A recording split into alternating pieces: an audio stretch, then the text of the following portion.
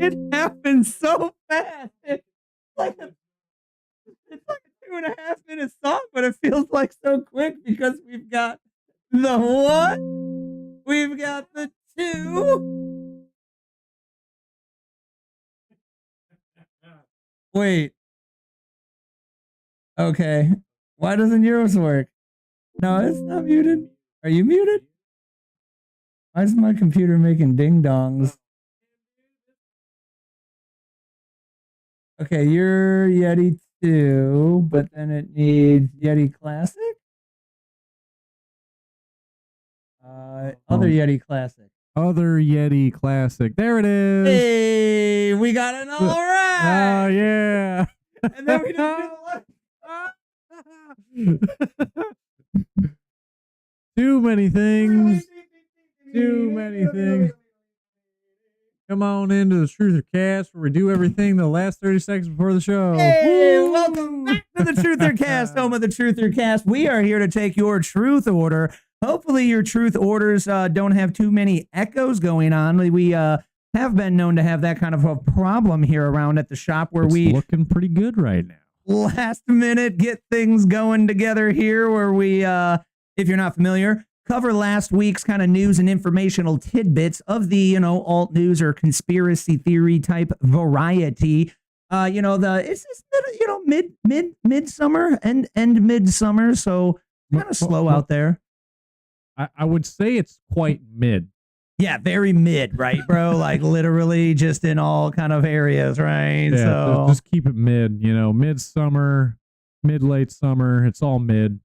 So, mid. This one might be a little bit more shorter, quick wrapper up, or hopefully we got some live chatters to give us their 2 cents on the week or what they found to be interesting or what not.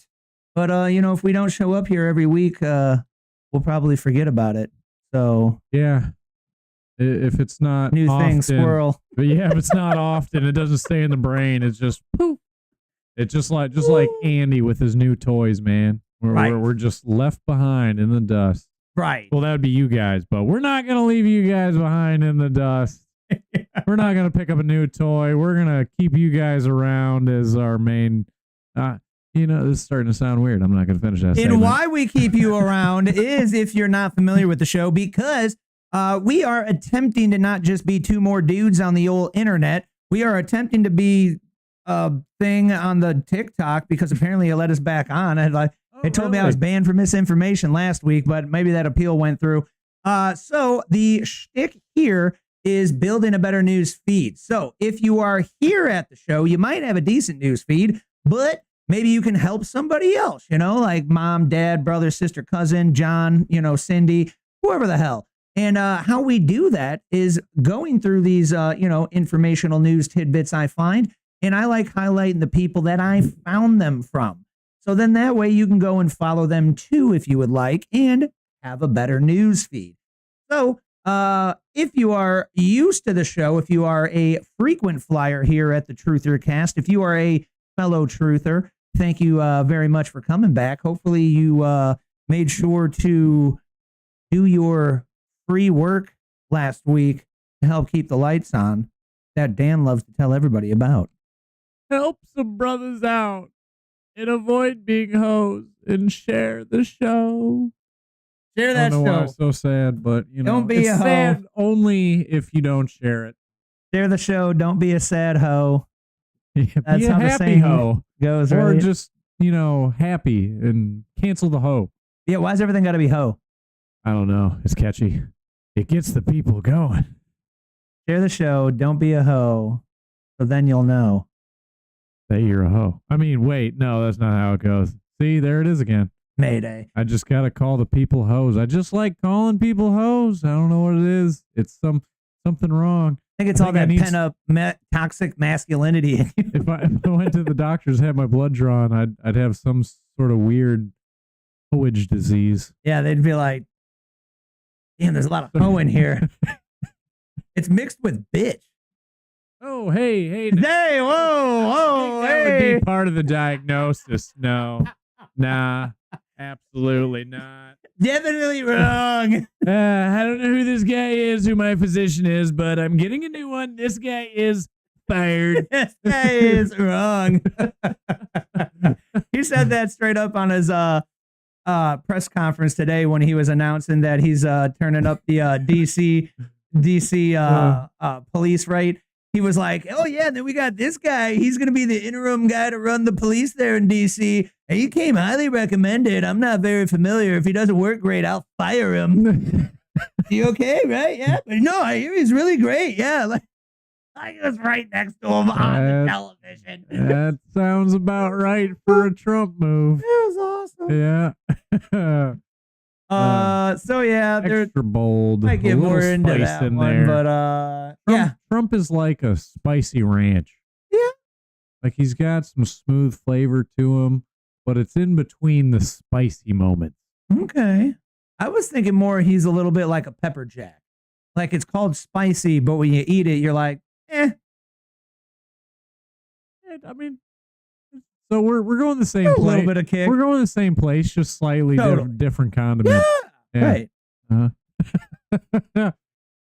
If you do want to keep the lights on around here, help us out. And if you got a computer, click on that signup.toleratetech.com in the link description down below, where I, Scott, your new like-minded tech guy, can help you out. Stay protected on the computer and keep it running well for you, and answer pretty much all of your tech questions. Like the one I got today for like the 18th time this month already. Is this a scam or not? I should play that game. And the boring part, though, is like 98% of the time is, yeah, no, this is a scam, dude. Like, but sometimes it's very helpful, So check that out down below. If you got a computer and you use it more than once or twice a month, signup.toleratetech.com down below. Definitely helps keep the lights on around here. Yeah, and please keep our lights on because I'm scared of the dark. Does it even get really dark in here? I doubt it. I mean, as long as I'm in here, it's always going to be somewhat bright. Hey, that way you have the sunglasses on? Yeah, dude. I'm so bright and my eyes are so sensitive. I just got to wear them. Otherwise, I just blind myself out, Well, the old back in the day saying... That's the whole reason. Thank you for bringing that up so we could actually explain to the people why I totally have to wear sunglasses while I'm here. Well, the old back in the day saying was, my future's so bright. I need to wear sunglasses all the time. That's pretty crafty. Right. Pretty good one. Turns out it was all lies. So They were lying to me. they were all lies. Yeah. It so, was a misinformation narrative. They were running a coup, some might say. Semites say, "Dang, Oh, hey. whoa, Oh, you're really anti-Semitic, bro." I guess I accidentally slipped that one in there. I'm so anti-Semitic, I can't even control it. It just slips on in there. I'm just anti-Semitic. All right, so we're gonna flip on over here to the locals community and check out what we've got posted here from last week. Oh, I didn't even get the show posted in the locals. Whatever. Kind of a chill summer going on. It's pretty chill in my opinion, man. It ain't much. It's been a little. Well, I mean, there's always news, but like breaking, like popping, like really entertaining stuff has been a little on the slow side. We're like really important, but I think this one's pretty breaking, right? Mom, Dad, look! That was Alex pretty is on, great. Alex is on TV. A little, you know, youngish acting, but it is always entertaining having a heckler in the back. With a whole lot of anger, Kelly. Here's the state of play. Here's the MSNBC sucks. Hey, how are you? MSNBC sucks. Talk to you for a second. MSNBC sucks. You can see. Okay. You can see the frustration. Sometimes this happens, and we understand that can happen. I And mean, while he we ain't love lying. Listen to her. Dude, the way she says it is. Sometimes that can happen, and we understand that it can She happen. tries to make it so like PC about like, hey, look, so we're all about free speech here, but we're gonna, you know, be a little authoritarian here, and we're just gonna cut him off and not let this guy have a voice, even though we totally believe in free speech. Why would you even bring up free speech, man? Just be like, oh, we got a heckler, folks. Give us a second. It's their projection showing, Scott. That's what it is. Okay. You can see the frustration. Sometimes this happens, and we understand that can happen. And while we love free speech, we're going to keep control here. So, Ryan, thank you. Shaq, thank you. A volatile story. We'll be following it. And apparently, not only Shaq cleaned up. Okay. Stay with us here because Ryan has cleared the set as we. Bro, I love when these happens because it's a great example of like these people aren't like just talking off their brain, bro. They're just reading never, a thing. They're never always. free-forming. Yeah, Everything's off a prompter. Yeah. Would like to say the gentleman moved on. So, Ryan, let me turn back to you. Nicely handled there. Can you give us an update on, He didn't handle as you were walking us through this? We'll all take a breath there. Maybe not. Okay. Oh, wait. Maybe not. He's made it back. Go ahead, Ryan. See, Hold on 1 second, Yeah. Kelly. Okay. Why is he still staring at the camera? Like acting like he's just gonna go away. Hey guys, I'm here. Don't worry, And he said- children. You can see my face. It's still me. Don't be scared by the heckler in the back. He said, And that's hold on. literally probably most of their like audience that watches.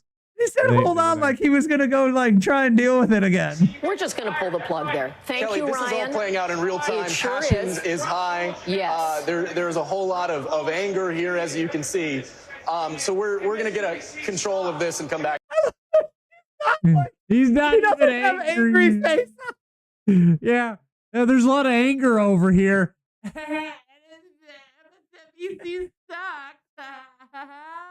Get him, Dude, Alex. this guy is freaking off his rocker. He is livid. MSNBC sucks. Like, no, that guy's just having a fun time heckling you. Hey, we gotta see. I don't think I like posted it. Oh my God! Wait, they interviewed him. Is this the guy that This is Alex Stein, bro. Is this the guy that I can't remember? That's on I think Timcast all the time. He's the guy that stood up for the big booty Latinas, right? Homie. Yes. Yeah. This is Alex is my Stein guy. 99, bro. This Yeah. is my guy. And then he went up, and before And before Alexandria know who he was, he got up to her and she was talking to him. And he was like, you just got like the biggest booty. Like, it was so great. Like, she's like, okay, now I'm going to walk away. Okay, so this is the one that he did this week that was like holy viral balls, right? Are you ready for this, bro? He goes off. Yeah. He goes off. Yeah. Welcome. Introduce yourself. Go ahead.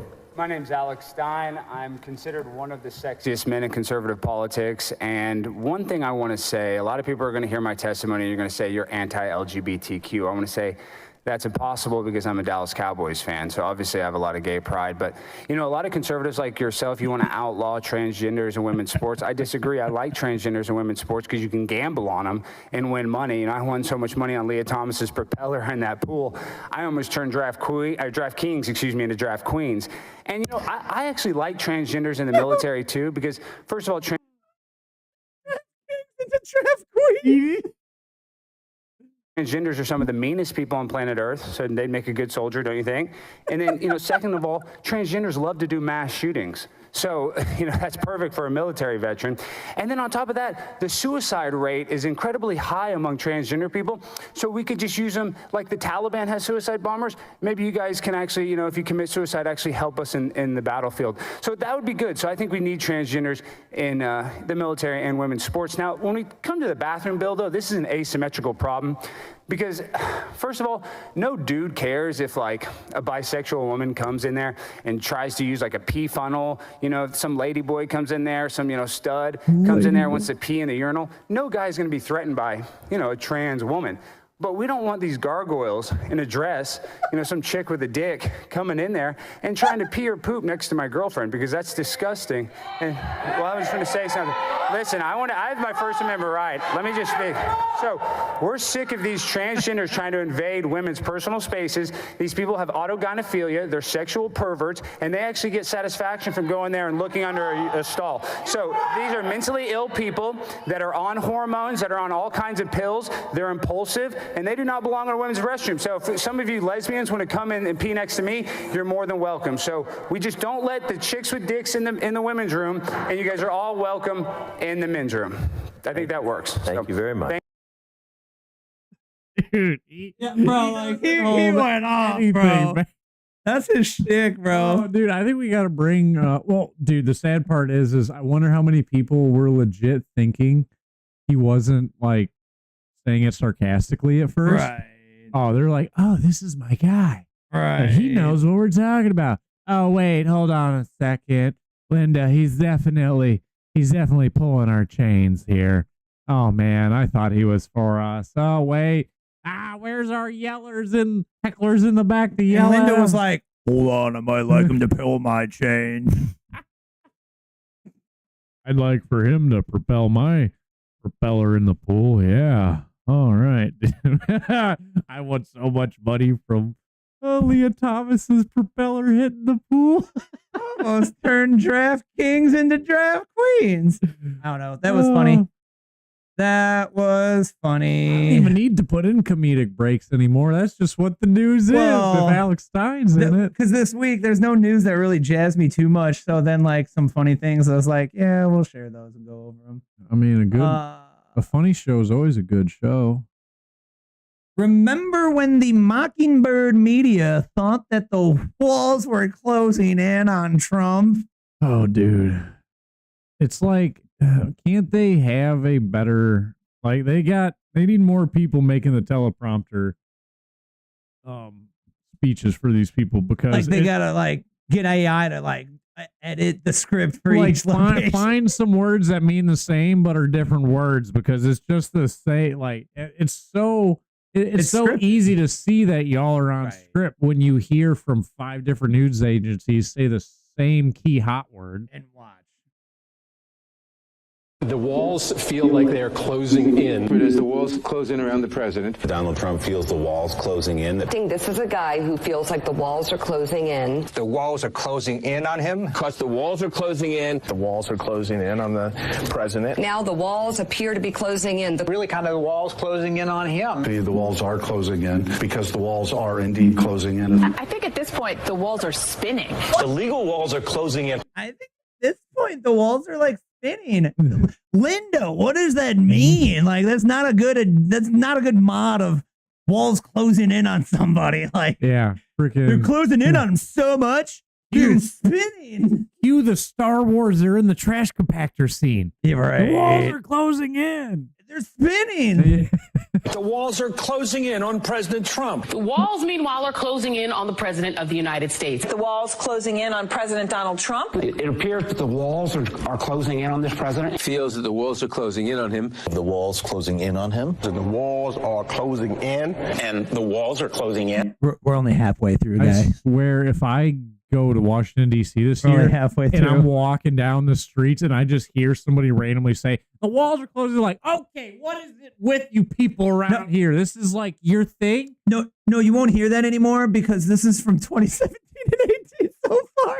Because when you get done with this, then it's awesome to gloat about the current events. That the walls are closing in on the president. Are the walls closing in? The walls are closing in on the presidency. It says as the walls begin to close around him. The political walls closing in on him. This is a president that feels the walls closing in. The walls are closing. Which that guy was, what, Jack Scarborough or whatever, and he's now like apologized. I think that's Scott something. Or is it Jack? I thought that was Scarborough or whatever. Maybe it's the last name that has like a S in Scarborough. Walls closing in. And then he had to apologize to Trump that because dude's such a whack job. Dude, And he used to be like a backbone and representative just or a something. puppet. Just a shell of a dude. Scarborough. Is it CNN or MSNBC? CNN. Maybe Yeah, Joe Scarborough. maybe it is MS. Yeah. Because he came hard on Trump and then something happened where he like kind of apologized about it or something because like the things are Hey, shifting. look at that little ticker in the bottom. No. F and MSNBC. Remember when they used to have Donald the Trump. live fear mongering right there Insane. all day? Look, you could be next on the ticker. Look at the ticker go up. You're going to be next. You better get your jab. Come on, line up. Get your jab. It's not totally like making you anxious by seeing a number go up of deaths of all your fellow Americans. Well, Like, I think that is a good thing, but it should be a diabetes death counter instead of a COVID one. You know, like put a little diabetes how death come counter on the they've news. never had the debt clock there? Oh, the death clock would be a good one. I feel like they may have when Trump was running up our debt, but like other than that, that thing's had a whole lot of more light of day than the debt total. 100%. Because that is what we should have up there live. That's on a website live. I agree. So why didn't they just leave that on a website that people could go visit? They had to fearmonger everybody every hour of the day. You answered your own question, bro. Internet is newer technology. So how would the TV possibly integrate something like internet real-time data? Yeah, I know I answered my own question. There's but no script. The point is that the other one. There's no script on the dead counter. Like, yeah. I guess that's just like. I mean, yeah. If it's not if it's not scripted if and it's not old as part of the dirt, plan, you know. You if it's just not don't- 25 years old, like we couldn't Wait, possibly what? use that. The other thing is more than 25 years old. Just the technology stuff, like yeah. I think the walls are finally closing in. The walls, the walls, the walls, the walls, the walls, Walls and the walls, The walls, the walls, the walls are closing in, closing in. closing. I thought the song went, came tumbling down the walls. Closing in on. It's closing in. The walls Are closing in on President Donald Trump. He's not looking forward to any of it. He's horrified. What He's is just up with talking his mouth? big. Guy had a lot The of walls mouth. are closing in, as has been said before. Go back some seconds. Is it Botox or is it Coke? I Was just that think he guy has a the big old Coke mouth, in the bro. White House? I think he's from the wide mouth frog family, bro. Just let it play through normally. This is the from guy. beginning. This is the reason people think there's lizard people, dog. But dude, this guy. So this is 23, right before he gets elected, and they're like, he's definitely like done now. Yeah. And then 1 year later, dude flips it all around, and it turns out everything they're talking about is fugazi. Any of it. He's horrified. He's He's just talking big. The walls are what was he closing in. looking at with that big old grin? That's what it was. As has been Probably said just before. tail flinging around, man. Fucking. I was gonna say probably AOC must have been over there, and Alex Stein was right behind it. Yeah, I don't know. And that guy was like, "Oh yeah, I know, bro." But this is like, you know, a good one. So the other thing here at the Truthercast, if you're not used to the show, what up, Neil Tamir over there in the live chat, by the way. Yeah, Cartman, I heard, was a good Charlie. Still haven't watched any of those. Yeah, I have yet. Which arrests? But this is a good one to share, folks. We love giving you awesome little pieces to send out to people, you know, somebody that's maybe in the middle of the road, or, you know, you're still trying to convince a little bit, but you need some more receipts, right? I like to call them mind bullets around here. This is a good one because that just kind of illustrates how ridiculous Mockingbird media, the legacy lamestream media is. The good mind bullets, not the mind bullets that Hillary sells. Yeah, no. The more like, you know, like metaphoric ones where the talking points, but it sounds cooler. Not those kind where you committed suicide by shooting yourself in the back of the head twice. You're right. Not that one. Yeah. Definitely not that. Definitely not that one. Allegedly, we hear there's something like that. I don't know, though. We don't know anything about that. We're not medical professionals. I'm an alleged character on the internet. We're not medical professionals, so we don't know what medicines you should take. We don't know how many shots to the back of the head it takes to commit. I am a figment of your imagination. Waiting for YouTube and or TikTok to cancel us because you said all the words in that sentence there, by the way. Which ones? Did I say them again? I'm over here like, is everything still on? Holy cow. Only once I hear the door open up. We're back. Maybe not. We're back on TikTok this week, but they are clearly not sharing this out, bro, because there are not a bunch of people flicking through like there were the last 3 times we tried this out. Maybe a shadow of banning. And then they were like, okay, fine, we'll hear your appeal, but shadow ban. Yeah. We maybe know that you're not spreading misinformation, but I don't like your information. So. Bloop. What do you got here for us, Dano? I did make a post. I hope that sentence didn't end in dookie. Nah. You know what? I feel like this is the exact same post we just did. Stop. I think it's the Alex Stein. Yes. He said, I think we need more comedy in the Senate. The viewership would definitely go up. Yeah, it totally is. Dang it. Yeah, you lost that one. No points, dude. Yeah. Sorry. Well, you beat me by like a day. Oh, yeah. I'm quick on it. Yep, by a day, bro. Yep. Day. Apparently, you don't have notifications on either. All right. Must try it again. One. Well, I know you don't have this one posted. Bet. So Tony Trump is trying to get into the new Tony Hawk. Oh, okay. And when you thought Trump couldn't have gotten any cooler, he just gets that much cooler. He gets that much cooler, huh? Oh, yeah, dude. I could see him actually really doing this in real life, dude. He could totally shred it. We get audio. President Trump is going viral with his epic skate edit. He's throwing hammers, insane tricks that are wet, all to lobby for a spot as a DLC in the brand new Tony Hawk's Pro Skater. Here's what one skater had to say. Dang, bro, that's pretty dang good. Landing kickflip backflips on a 20 set? If he's DLC, I'm buying day one. Make it happen, Tony. The 47th president's trading the oval for ollies, showcasing skills that could rival the pros in the game. Here's what he had to say. Right? Quite frankly, my tricks are tremendous.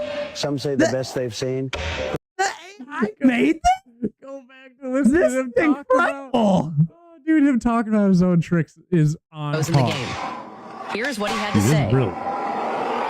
quite frankly, my tricks are tremendous.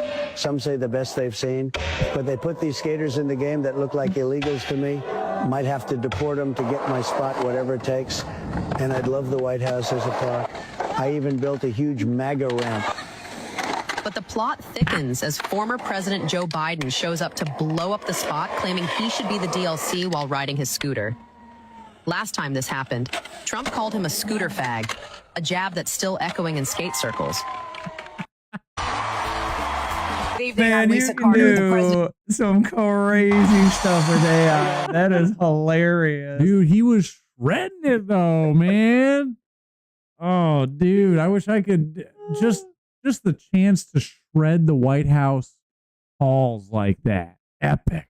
The MAGA ramp, great ramp. That's fantastic. You can do all sorts of magical, fantastic, wonderful tricks on the MAGA ramp. It's quite fantastic, really. Dude, had him that killed me with like, I even had a MAGA ramp put up in the White House front lawn. Like, oh my goodness. I even have a little plushie doll of Joe Biden, Sleepy Joe, actually. It's a plushie toy with his little night-night pillow and his nighty cap. And sometimes when we're bored, we just throw him from the top of the MAGA ramp all the way down. And it's really funny, folks. It's really entertaining. Dude, him talking with the AI. Oh, I hear there's some players that could be illegals. I will deport them. Anything that it takes to get my spot in the game. That would have been pretty good if you actually said the trick. Game characters so you could get your spot. Oh, very nice. Very nice. That's pretty good. That was pretty comedic, yeah. Okay, we finally have like interesting, good, something useful, some real, news. Actual world news. Yeah, we got a little bit here, folks, because the walls are not closing in on Donald Trump. What do you know? Actually, they're expanding. Suck it. Talking about walls, I actually have a Great Wall down at the southern border. The walls were expanding, so what I did was I hired somebody to break that shit down and rebuild it in a completely different area, far away from me. I was like, screw that. I'll get this guy to just break it down. There is a lot of subtle, big, interesting points in this video. So we might be able to kind of more listen to this one here and then do the pause commentate. Break it down. So I didn't even feel like listing them all. It's like little good, subtle points here. But the lead is that all of a sudden it's humanly possible to make Apple factories in America, bro. Oh, this is the one. All of a sudden it's just happened. Like, wait, hold on. This is yesterday. Just yesterday, it's physically possible to maybe try and make an entire factory here in America. The one where he actually goes over Tim Cook's bit where he talks about how a lot of people have a misinclination about go to China because it's cheaper. Which I think he's lying. Well, dude, yeah, that's really how it is. That's how it's been over the last decade. It's cheaper than here, bro. I mean, it's cheaper. I'm sure. Well, I guarantee it's cheaper. I mean, you can't. We don't have child slave labor what he here. Was trying to that's definitely a thing. What he was trying to semantics is it's not as cheap as people are thinking. That they think it's like $1 a day. But also, bro, I know it's not that much cheaper because they do just have the best. He talks. It's all the tooling. They have them. Then build it here. Which you're the most valuated company in the entire world. Dog, you know what it comes down to, though? And you can't leverage anybody to build their shit here. Did you listen to that one? The point, the main thing of the point. Why that isn't it? We can do it here, but it's a whole different ballpark. You know why? Because he said, if you took like a football stadium, sorry, you two.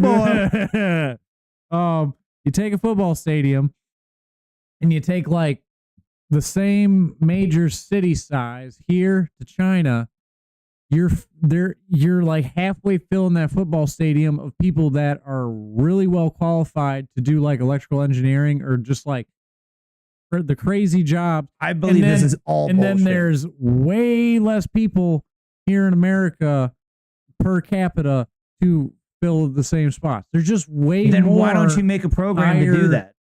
You've been making fucking 16 iPhones. Well, Scott, what have we been doing here in America for a long time? But my point is handing out free living, so these people haven't cared.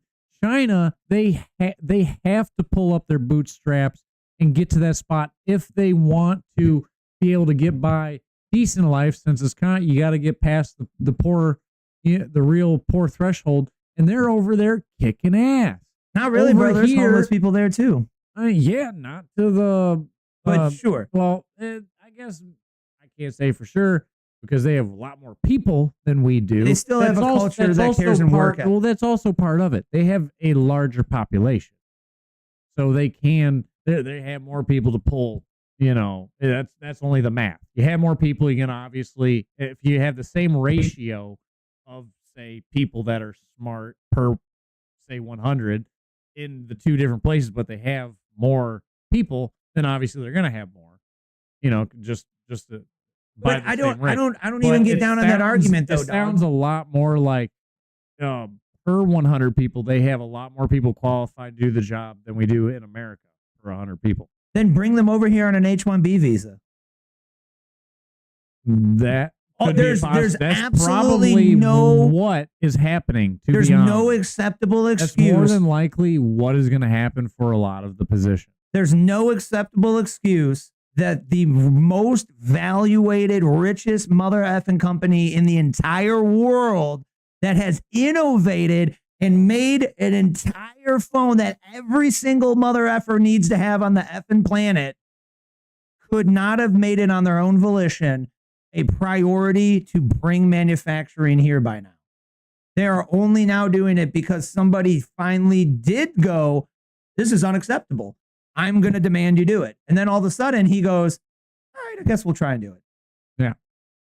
But that's why I said all of a sudden it's possible. Like, oh my God. Like, bro. The reason I bring that up though is because everybody said, oh, no, we can't do that because all of a sudden my iPhone's going to be 3 times more expensive. Which is a lie. Yeah, which is a lie. Which is why I am like it does go up. Bringing that up. Like, but you're talking about like it is cheaper there. But really, how much cheaper? Tim Cook said himself, it's barely cheaper. Barely. Right. So if that's true, there's no reason not to. Like, they just honestly, I mean, I don't blame him because. But why wouldn't you have started 5 iPhones ago and then made 10%, 20%, you know, right here in America? I bet the biggest gap in cost is actually for the people over there. Like the skill level is higher, like the tooling and all that stuff, same amount of money. It's the wages that they're paying the workers. They can pay that person of that skill level less over there. That's my point. Yeah. Than what they have to pay somebody to be qualified of American over here. Right. Which is why they're going to be HB1 visaing a lot of these people over here to keep their costs down. The costs will only raise because of the wages we have to pay the workers. The tooling and all that stuff is going to be the same amount of money. Or they can kiss our asses and eat some of the effing cost because they're their tools most valuated company in the entire world. They're still going to source their tools from over there because they just have better machinery for this right now. Right. It's not like they can't ship that stuff over. They can't. It's not like they can't HB1 visa the workers over. The and other now reason, the reason they have is for the tax benefit. The other reason I don't believe a word the guy is saying is because he was the CFO and he has not innovated and created anything new at Apple since he's taken over. He has clearly skyrocketed the profits like in an astronomical skyrocket hockey stick, shot up astronomically. Just like any other CEO of big companies. No. Let me finish my point. After COVID. Let me finish my point. So Steve Jobs, 100% not a CFO, makes little to no money, barely gets by. You're right, he doesn't. Makes He's all dead. of the cool, innovative stuff, right? Like they're just barely hanging on, okay? Then Cook takes over and they make absolutely no more innovative stuff and the money skyrockets. Mm-hmm. It's because he's only worried about profits and is not laying awake at night going, man, that would make it better for people and they'd want more. You know what I'm saying? Yeah. So I don't trust this dude one iota, because if he's only about money, dog, that's the only reason why they're still over there. If it wasn't about money, then he would have just did something here. It'd be easier. And so what's your point then in that? I think he's completely lying, and it's about money. It's literally they're over there still because they didn't want to spend no money on building infrastructure in America. Don't give one care about it. All it is about money. He's just trying to make more money. Yeah, duh. So why can't you do that in America? You can't make any more money by just bringing it into America. It's just impossible. Well, because they've changed the tax structures now for so there's no benefit, right? That's what I'm like. That was the only benefit they were getting. Now they might, now since the benefit is more to have their actual building facilities in the U.S. and be actually manufactured in the U.S., they're going to bring That's it not here. true, though. It's not going to be much more expensive. It's not a tax thing. It's a charge of money threat. Well, it's like the same. Sure. Same. You're still losing money on the paper. But it's so aggravating, bro. So he doesn't give one F about But that's America. what I'm saying. I don't think he's lying about it being any cheaper, because if it was that much more expensive, they would just stay in China and change their processes to where they could still, because if it was that much cheaper, they could do enough fooling around, sourcing different materials, different places. They'd cut their costs down to still make it out of there if they were still going to reap that much more of a profit. And the other one but I hear now, since there's barely any of, there's obvious, because what was the tariff going to be? Like 10, 20. 10, 20%? Yeah. Yeah. So that means they can't save more than that in cutting any costs down more over there. So if they can't cut that down by more with resources and labor costs, they're like, well, I guess since we're going to get hit with that, we'll avoid that, bring it over here, and then they're going to play the game of where our American wages have to go up, more what they're paying in China. They're going to then try to skimp on materials a little bit to try to stay where they're right around the same price range. Like if it was that much cheaper there, then they would just stay there, because then they'd still be at a 2 to 5% margin gain compared to having. What's 150 divided by 1,000? 150 divided by 1,000? What, 0.015? Well, That's 1.5 margin. 1.5. Because it's percent estimated that it costs about $150 to make a $1,000 iPhone. Like, I can believe it's just about as cheap here, because as we've seen with the Trump phone, that thing's not that bad, and $500 and it's made in the USA. I mean, an iPhone's only that much better, and it's like twice or 3 times the price. Like, I think that's all price inflation right there. Well, I think you figured it out. Like, just like I wasn't sure. and just so y'all audience that don't understand how Apple works, Apple is existing mostly in today's age because of the AirPods. I don't know about existing, but making the most money. That's the most money biggest they've profit ever. Yeah, the biggest And all the profiter they have out of all their products is the AirPods. Blows my mind. And that's because they can manufacture them at pennies on the dollar, and then they just like $2 way upsell. Because you see the knockoff ones for like $10, $20 for the pair. Like every corner, there's a knockoff pair of AirPods, and I'm sure there's those some must have cost higher-end like a ones quarter. that aren't that far off on quality, and they're way cheaper. So what's the only reason for that? Yeah, it's the name. It's the Apple name. They just hike the price on something that costs the same as the manufacturer, as all these other people, and then but it's just like the Supreme. Same cotton, same ink, probably the same spinner that they spin the fabric together on. It's just the name. It's just the name at the end of the day. Well, when the tariff stuff started kicking off, weren't there a whole bunch of Chinese people making videos? They're like, hey, I'm at this warehouse, and like, this is where like this thing and that thing and that thing and that thing are all I think made I've seen from. a couple of those. You know? Yeah. And it's like, oh, wait, they're all made in the same effing factory. That's crazy. Who would have thought? Yeah. Nobody watches how it's like made. 3 different brands, you know, like. Yeah, basically like how the whole having name brand, and then it looks the exact same, but it's got an off-brand name on it, but the product looks the same. It's in the same factory, and it's just a QC point. The name brand is #1 grade A quality. And then they have some of the product that's not quite as good quality as that. So then they separatize that. But guess what? As we know, companies hate waste.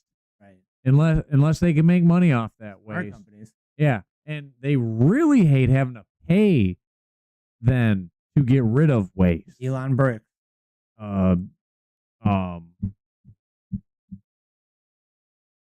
DuPont. Prime example. They had to pay.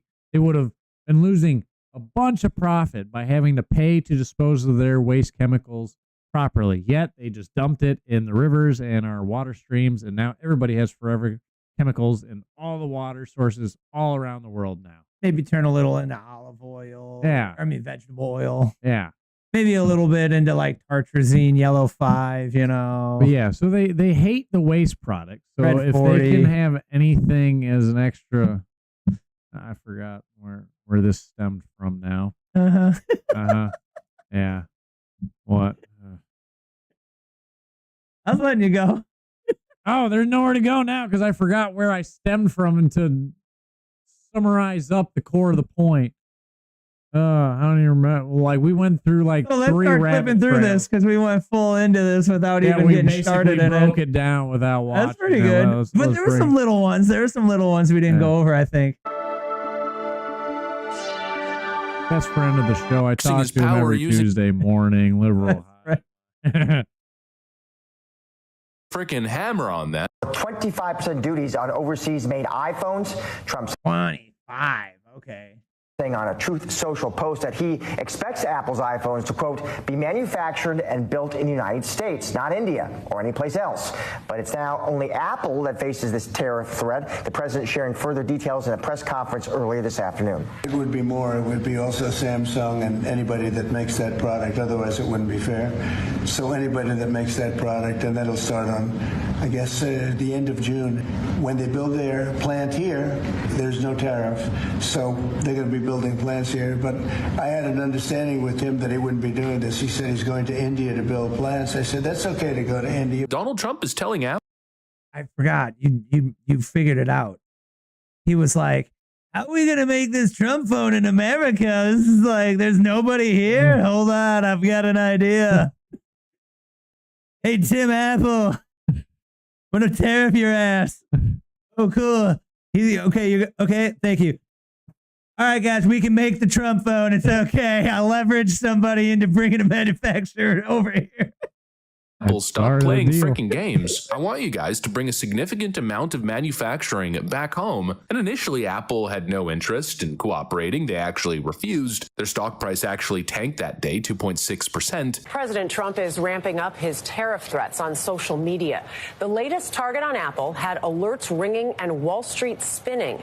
The Dow dropped 0.6% yesterday. Shares of Dow component Apple fell 3% after the president's post that phones sold in America should be made in America.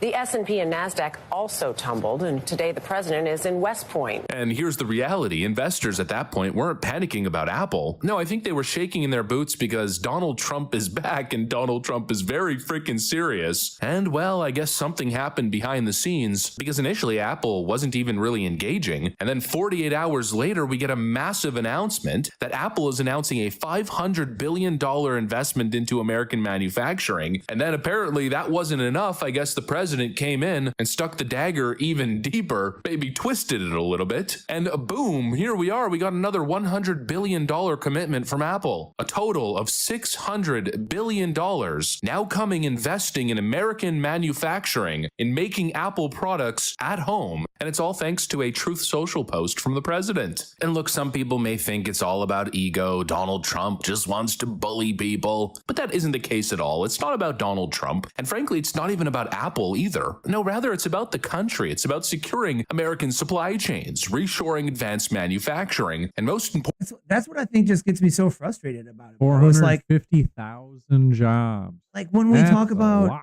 right? And we talk about all these like rich ass ballin' American companies, they have absolutely no care or desire to take any effort.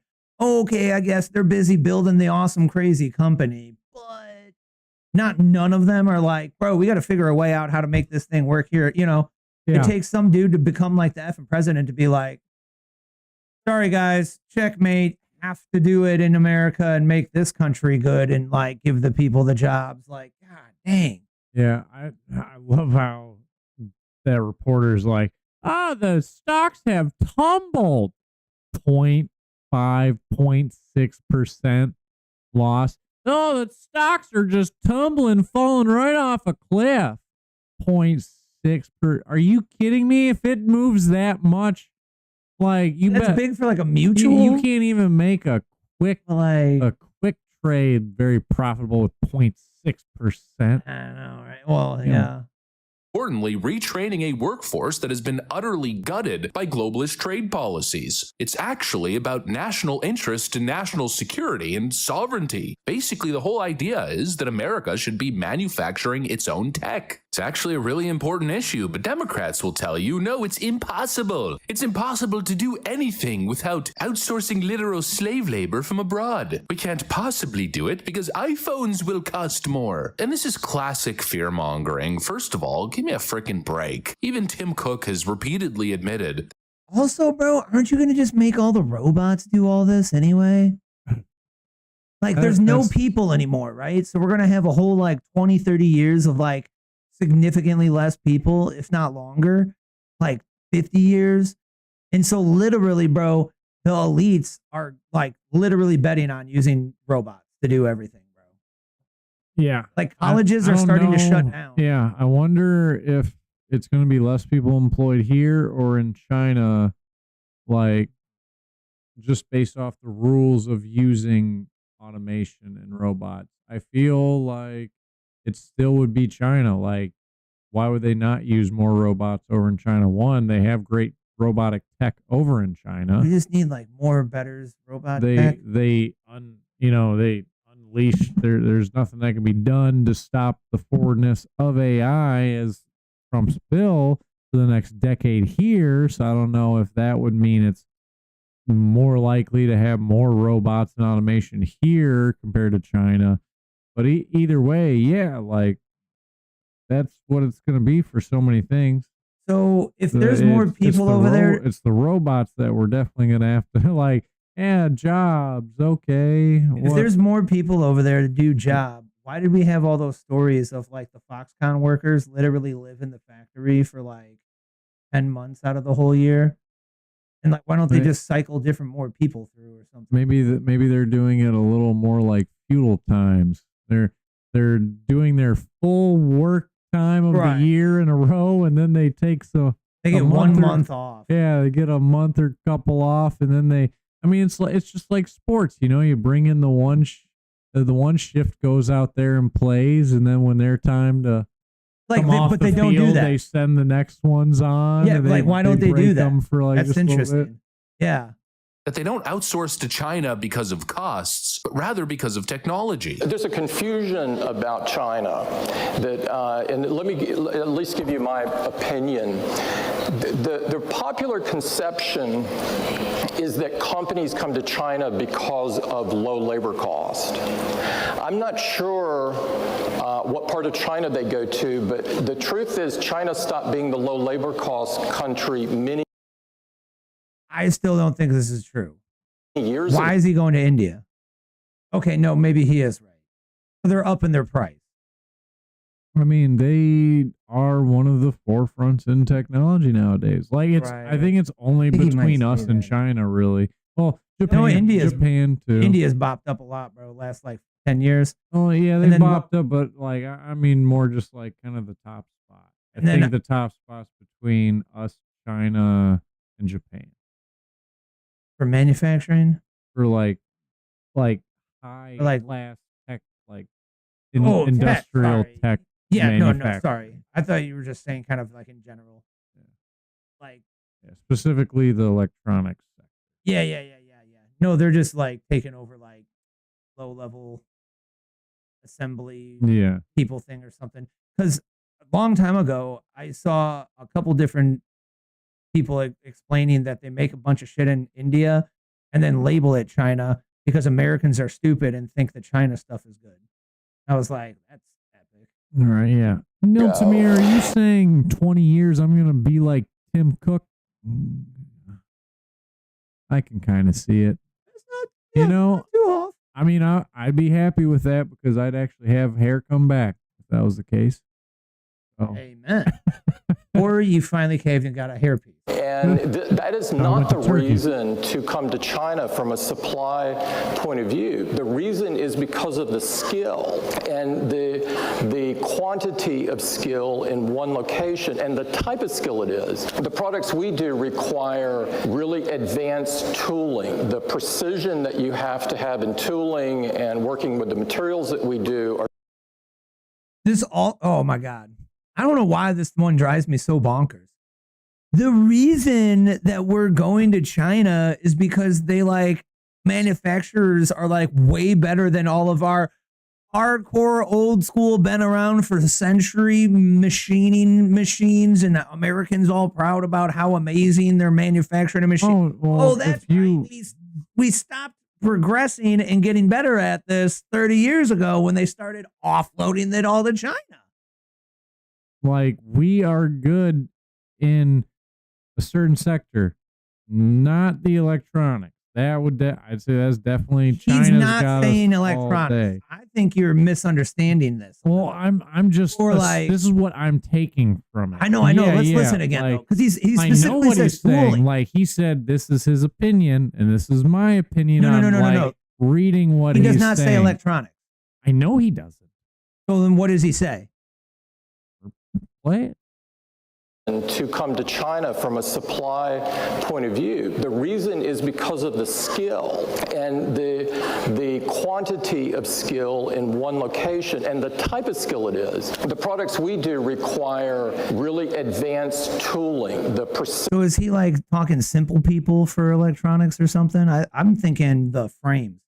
Like the frames being like milled out or something. He's like talking about the robotic technology that's actually assembling all the motherboards and all the electric components. But then that have nothing to do with people labor. Well, people have to program and design that.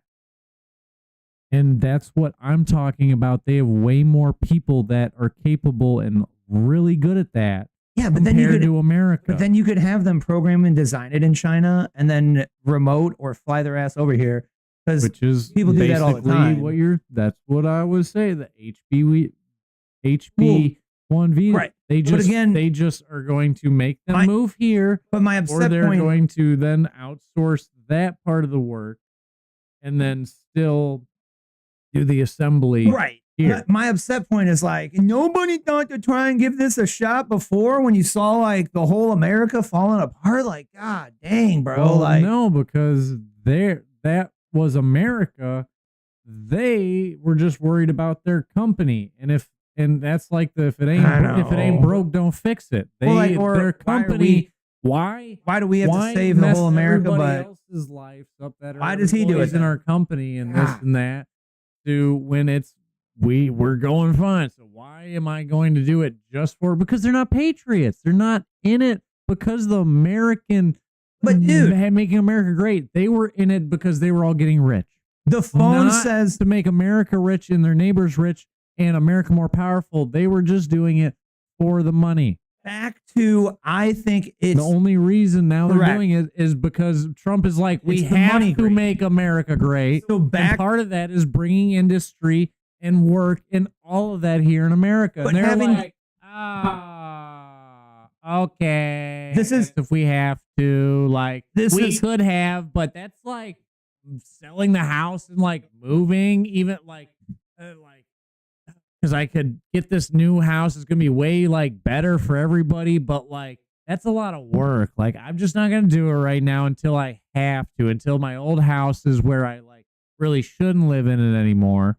And that was like them now getting the push. Like, okay, now I'll go do what I probably should have already done some years ago. So this is back to my point though, bro. It's the evil money man, right? Because do you have any idea? Do you remember what it said on the bottom of iPhones on every single effing iPhone? And then I just realized talking about this right now, like it's not on there anymore. And this is an 11, so this is 5 years old. Do you remember what it said down there, bro? I remember it was like all a big deal. Their model number and bullshit, but designed in California. They were really big, a little bit, really big about making a big deal that it was designed in California, right? Yeah. Like California's so great. Well, it was a little bit of pride, so you know, maybe we don't agree with that one, but it was back then when it was awesome. It was Silicon Valley, you know. In the USA would just sound so much better than California, but either way, yeah, sure. So, what my point is just made us the creative innovator guy had a little bit of that sense of like, and I want to put that this is where it's made from on there. Money man's like, yeah, bro, get rid of that dog and move everything to China. Like, nah, we don't really need nothing here. Yeah. Yeah, we can save a couple mil a year by just having them do the same design that we're doing with small tweaks by some guy in China. Bruh. That's where I think he's like bullshitting. It's like a hair true, but he's definitely, you know, gotta be a vision that you have to have in tooling and working with the materials that we do are state of the art. And the tooling skill is very deep here. In the US, you could have a meeting of tooling engineers and I'm not sure we could fill the room. In China, you could fill multiple football fields. It's that vocational expertise. I don't want to believe that. Oh, no, dude. Yeah, I can believe it 110% because you've seen those videos of like kids in China grow like in the school environment and the math they're doing, and then somebody that's even older than those little 9-year-old kids looking at the video of like the math problems they're doing, and they're just like, yeah. And then you flick up, they can't even fathom the numbers they're looking at, and these 9-year-old Chinese kids are like. And then you flick up. Yeah, that was super easy. Can I get another one? Like, then you flick up, and the next video is an American saying how they wanted to take a liberal arts thing in college. Our education system has been screwed up for a while, and this is what the Republicans have been saying for decades. Right. That we're going to get like we have been talking about the school system and our education. We have known we've been falling behind other countries in education standards for a while, and now it's not even it's it all compound, bro. It's the no kid left behind bullshit. It's the lowering the quality of everything because it's racist if you don't lower the like grading quality of everything, and then it's the liberalism that's taken over the whole nation where the society is go to college and figure out what you want to be. There's no pressure to be something awesome. Hey, go be a something engineer. Go be a something doctor. Hey, go be a... And there's not that much hunger anymore because everybody's had it so good for a long time. We were in some great times. Great times create weak men. Weak men create hard times. Hard times create strong men. And we're at that cycle of we're in weak men hard times because everything was easy. Nobody had that hunger in them because our schooling wasn't, because in China they're communists, so they are like, you have to do this in school.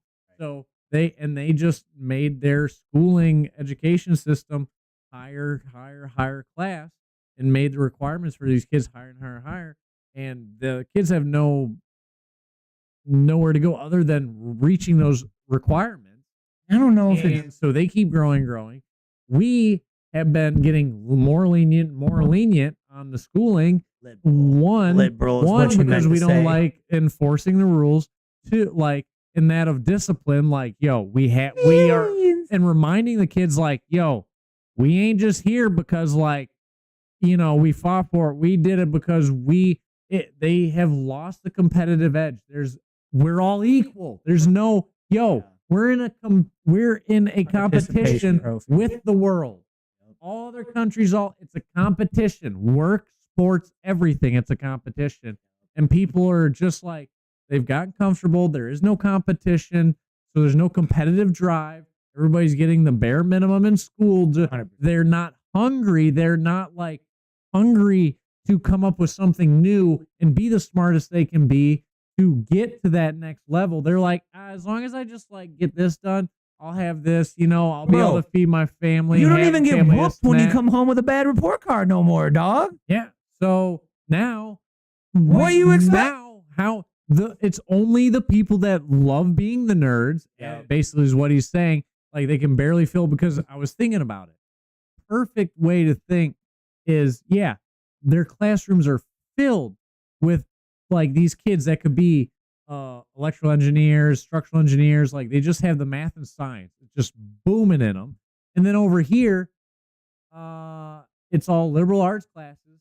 And then the one class of, like, calc and physics, it was only the nerds, only the ones that wanted to take it. And guess what?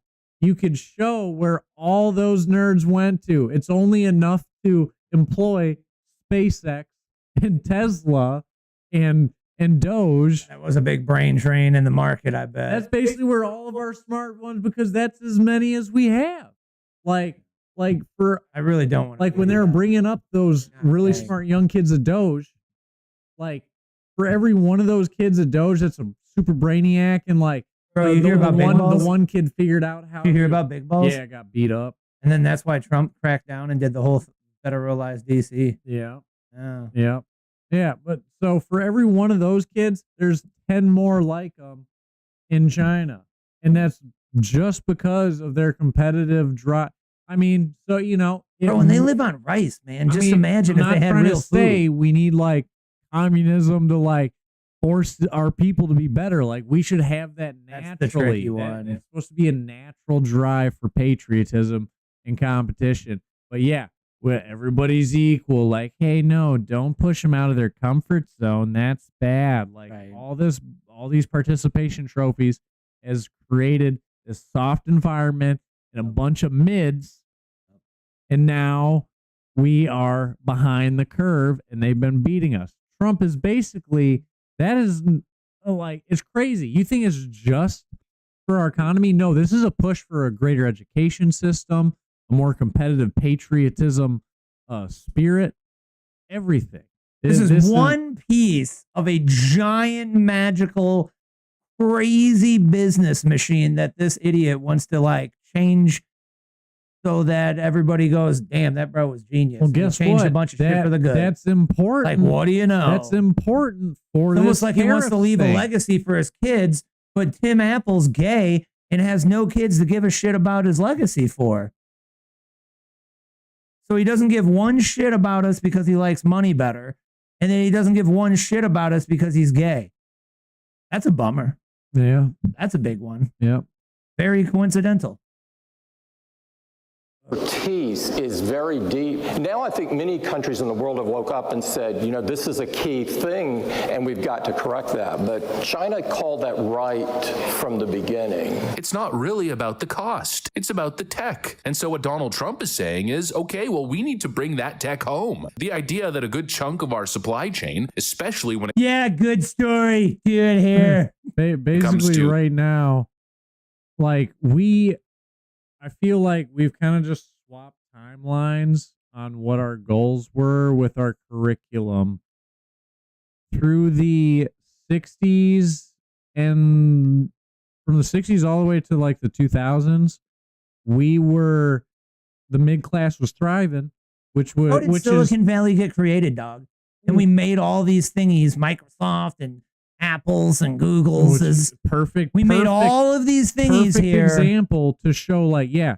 So we were, people were smart. Well, no, like the opportunities and what people want to do. They seen all the opportunities was, oh, like we are a nation of industry. So like, I'm gonna make the best rockets, you know, by working for here. We're gonna make the best adhesives by. I'm going to be, you know, a top engineer guy for 3M. All the companies were booming. There was positions to fill. They wanted to get those skilled positions in all these actual real normal job companies. Internet came out. China, they were just starting to boom in their industry. Like not even. So like we build our industry. We started building industry. We got ahead of them. They were trying to catch up. So everybody was hungry to fill these industry position jobs.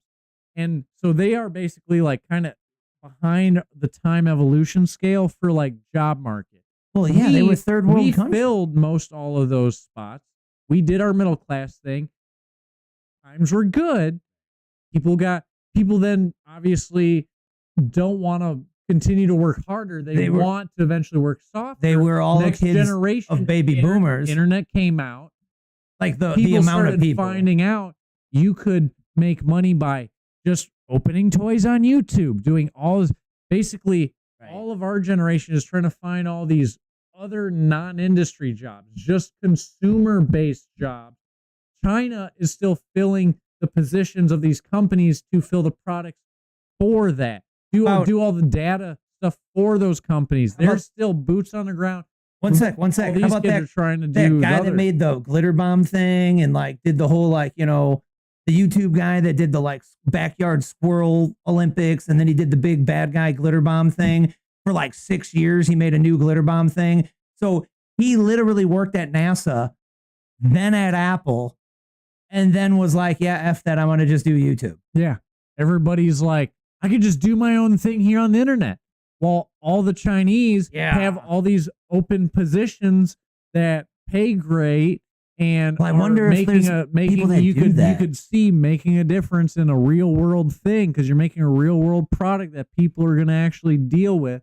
China's now in like what we were in decades ago, which is weird. So like they technically are doing what we did years ago. That's how it's so always. they're like doing back world time right now, but it's actually the forefront. So right now, Which 90s. is that's always going to be the forefront. If you're focused on advancing our technology and our jobs and manufacturing, that's always at the forefront. Like if you start doing all this, well, then I don't even know what you call it, just like YouTube and just all this screen time stuff that's not actually advancing anything for the human race. Like there's no value. It's entertainment. Yeah, yes. Well, we're basically just a theater now. Correct.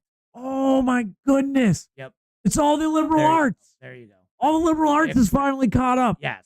Yeah. So we're like, oh, why would I actually like build a rocket ship? Wait, it's I'm easier just going to do like- like, hey, let me talk about my lips.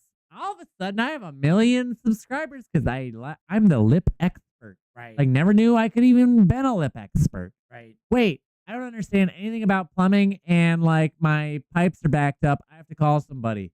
Everybody's lost their just normal everyday world skills.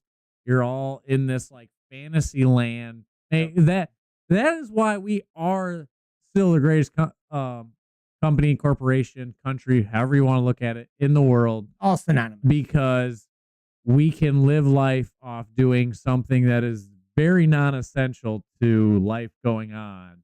And is this the most expensive life to live on the whole world? Making rockets. Is it? To I think it's the most expensive to live here, how right? the space-time continuum works and like, you know, figure out more on technology to understand how we can further progress our conscious evolution as humans. That might be important, but that's not, we're not going to get that from me waking up, getting breakfast, sitting down on my computer, and filming myself react to videos other people have already did the hard work in making and put on YouTube. Like there's people that that's what Asmund Gold does, bro. Plays video games and reacts to people's videos, bro, and blows them up. And guess what? I love your content, Asmund Gold. Like, not trying to say your work is useless in the like scheme of human life as we know it. It's like court jester-y kind of shit, bro, or like, you know, town soapboxy. It's entertaining, what he does is but whatever. Does it actually change our essence as humans in this fabric of the So universe? Hypothetically, not really. Things like that do change pulp culture because their viewpoints are what then are popular to kids that like watching them. So yeah, changes in pop like, culture never ended up getting us to the moon, though. I'm saying like still help good something, but yeah, right. no, it's not doing any like tangible advancement in human progression. Yeah, no, not doing nothing like that. It's not important. Well, and that's where the money generally flows to. I mean, you could argue. Yeah, careful with the human progression phrasing though, because you could argue we don't need to be doing all this physical stuff. We're just trying to like progress enlightenment. You never can forget about the hippies, man. That's part of it. As long as we just come more collected. That's why hippies are communists, bro. culture. I want him to do all the work. I'm just over here thinking. Yeah.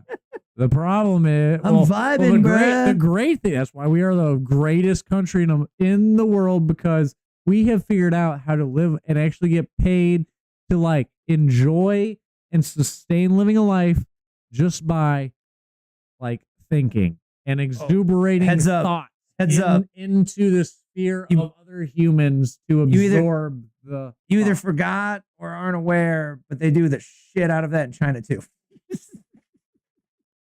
There's these weird. I mean, yeah, that's why TikTok is a Chinese. There's these weird. Platform. There's these weird stretches. They started that. There's these weird stretches of street where it looks like they're homeless, but they're actually just posted up for the day, and it's like a blanket, a blanket, a blanket, a blanket, and it's all different people, like just talking at the phone. It's super weird, bro. Over there in China. Oh, that's. Yeah, bro, it's super like movie dystopian something, bro. Yeah. Yeah, that would be so weird. Like, or they were in a building or something. This town is where the nearby town comes and they just sit on their phones and make TikToks all day, and then once they're done, they leave and go back home. Like, what the hell do you mean? This is a city where people just hang out doing TikToks for the day. What? It's because of the pores, and they're coming to the nicer area for a better scenery for the video. You mean that's where the strongest 5G signal's at? That too, probably. Yeah. Let's finish this one up. Life is wild, man. It's wild, bro. Such an important issue like technology, especially now moving into the AI revolution, the president's making the argument that our supply chain shouldn't be tethered to the Chinese. That basically gives them the ability to shut us off overnight if they wanted to. So the whole idea is to bring the tech back home. Let's build the machines, train the engineers, and make America the hub for advanced hardware manufacturing. This is an issue that is bigger than phone prices. And this idea that now iPhones are going to cost $7,000 again is just ridiculous. Apple can easily absorb. Which it might be 2,000, 3,000. Okay. It's already too much money. And, you know, we'll always old man something complain about the current culture, but I mean, I am so sick I don't care either way because I'm not Apple gang. And I think that wouldn't also, another reason it wouldn't matter that much. I think all those people that think they're so much up eater because they have an Apple iPhone. Yeah, there you go.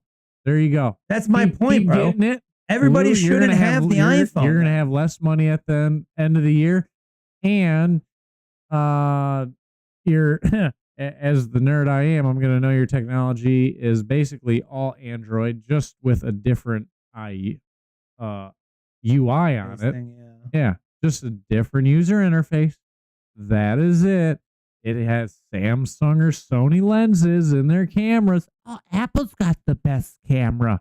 Oh, that's funny because they literally use the lenses from Android. They are made in different. them. They have them make the module custom, but for sure. Sometimes. No, every single time. Well, I mean, that module you can still find in other devices.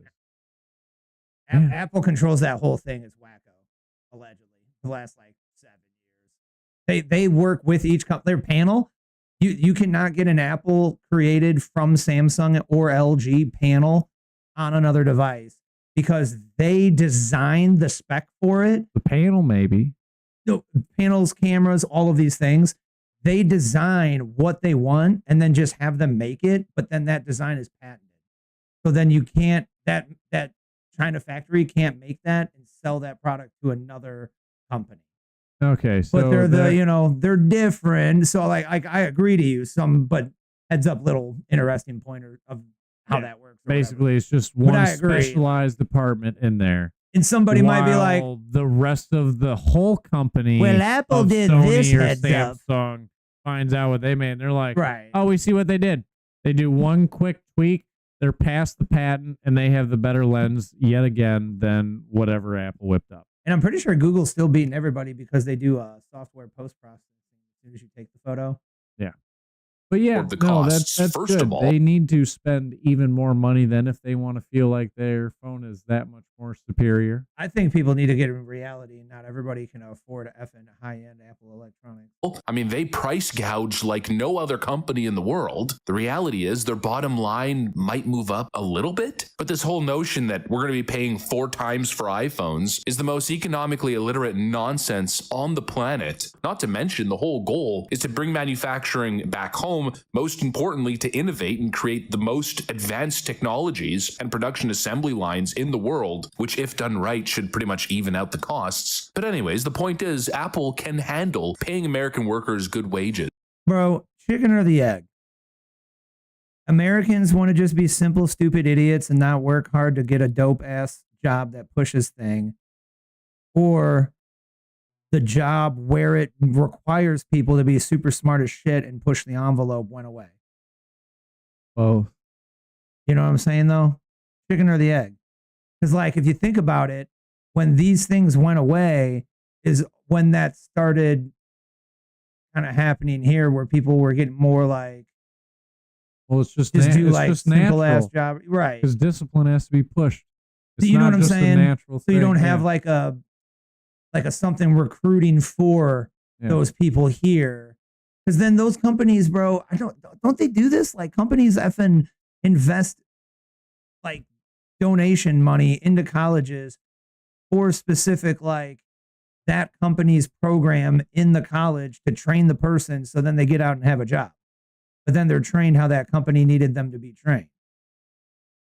So like that's another interesting point. So like, what if Apple brings this back here, bro? And they're like, oh my God, bro, I got really bad news, guys. They're like, what? And they're like, yeah, we made the iPhone for half the cost. Like this, that, and that. Like they don't have some kind of. And that's never going to reach the travel public. costs or And they're something. just going to reek in the profit. Yeah, then they're gonna be like, yeah, this can't get out, bro. Keep the cost the same, bro. Like, Nobody needs to hear about this. yeah, right, dude. Like, yeah, it turns out everything actually was cheaper because then we didn't need to like something move everything around. Like, turns out all that shipping and something was way more to expensive. go across the ocean cost a lot of money. Yeah. There's just frankly never been an incentive. Like, bro, how many chips can you put on a big boat that go across the world? Or how many frames of an entire iPhone in a box? Right? So like, if you had all of the parts just on one boat instead of like how many boats of phones would it be for that many chips that fill one boat? Like, you see what I'm getting at? Like completed phones versus like all the components to make the same amount. You know what of I'm phones? saying? So like, if all the but not the metal-y thingies or some shits that we could just have here, make here, right? So how many boats does it take full completed phone to equal one boat that contains all of the parts needed to make all of the phones that fill how many boats? Right, I don't know why I can't word that right. I know what you mean. Yeah. One boat, all of the chips you need to make how many phones, right? Just fill the boat with that many chips, okay? How many boats would it take to take all of those in fully complete phone and then ship it? How many? Probably like 4x, right? How many boats does it take to carry all the materials to make a certain amount of phones versus how many boats it takes to hold all the completed phones? Right. And then I wonder what that crunches out to. Right. Probably a lot less boats for all the components. Because like everything else, you can get all the materials here, and we could do all of that. I really don't want to believe that we couldn't mill the effing like frames and shit. Like that. Like, there's no way we can't. I mean, we can. Honestly, supply chain, it probably would be a lag. Well, I mean, they are opening up a bunch of new stuff. I'm just thinking about the people more like CNC mills available. Right. Like that's one thing. Having the tooling of it. That's why a lot of that money building facilities is just going to be actually going to be more jobs or something. The people already here are going to have to build more machinery and toolery for this componentry. Right. So yeah, it's going to be a snowballing of jobs and work. And then TSMC coming here to make chips. So that's what I'm saying. There will be like a lag because we have to now make that stuff to then get into place. China already has it. Gonna be a little lag on that. Yeah, because this is like a few years or something. Yeah, they're saying they're going to spend $600 billion over the next 4 years. 2030, they said, or something. Yeah. So then all of this stuff, dude, retraining also just like anything is like, bro, is the next dude gonna like stick hard on this, bro? Because like I swear to God, bro, if Trump gets out and then it's like, never mind about all that. Like he's got to get things started to where they lose money to not follow through on it or something. Or hopefully somebody's inspired and just wants to continue the damn thing because it got started. God bless. Yeah. Jiminy crickets. I hope that pans out, bro. But I thought that was a good one, man. So yeah, and then you liked it too. That was a good one. We ran it on that one for a bit.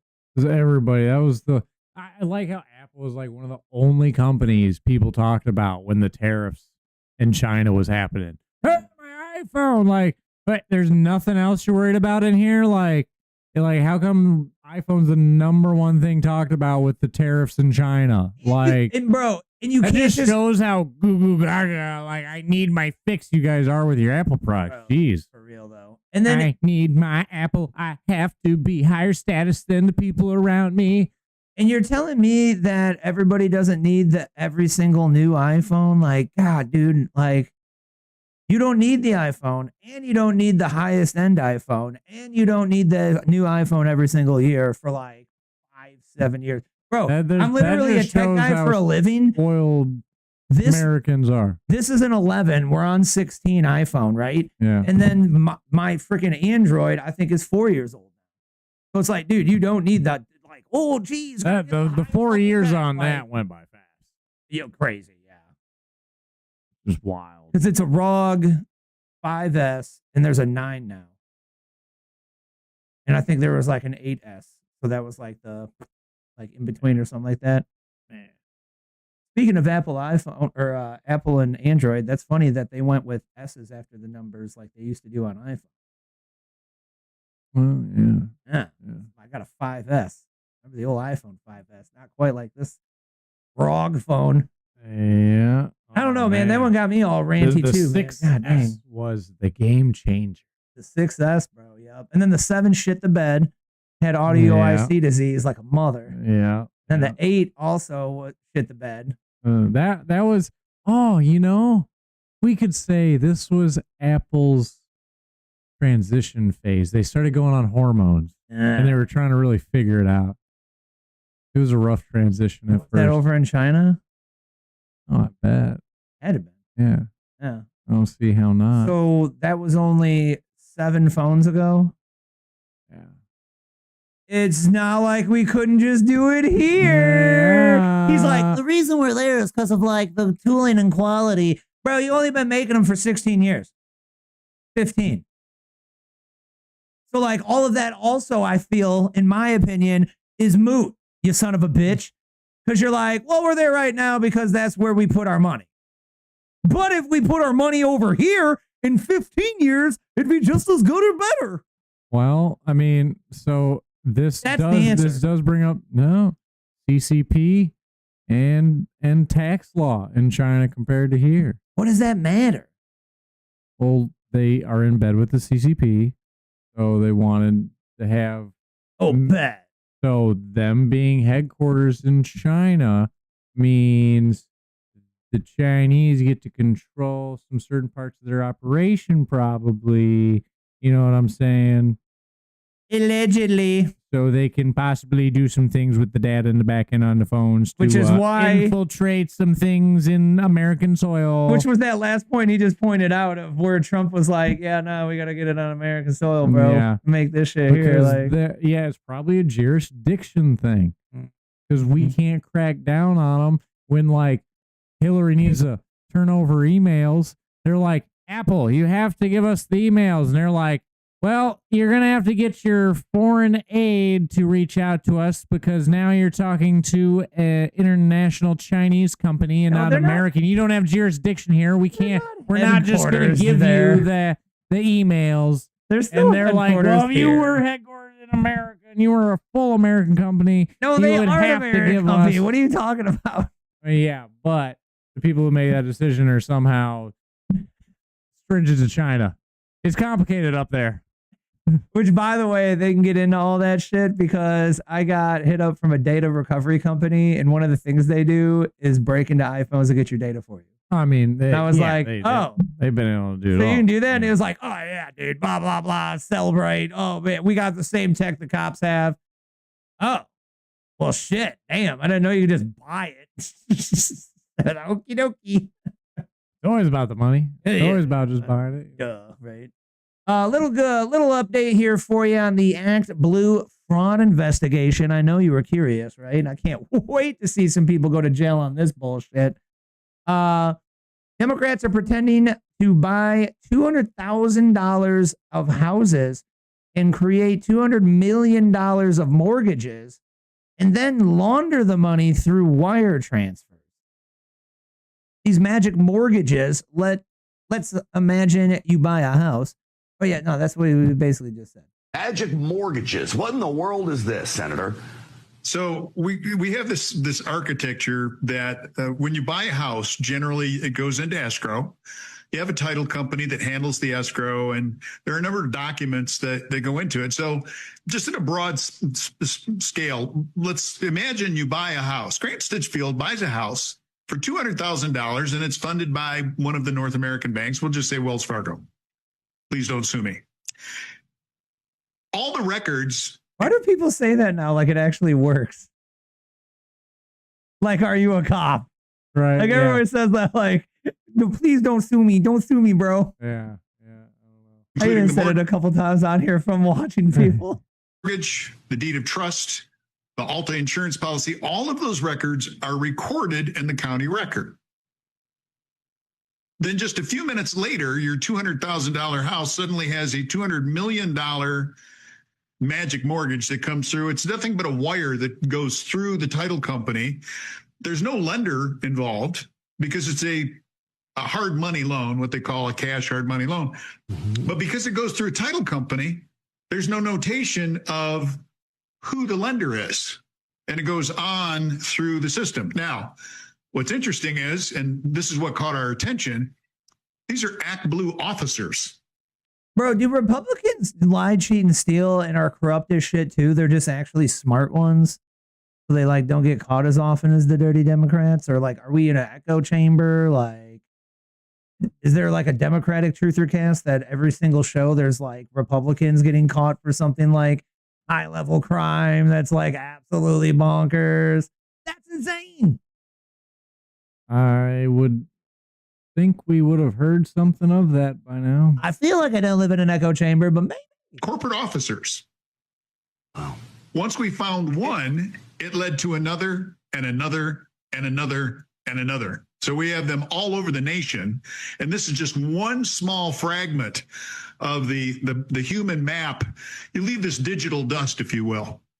This is one small fragment.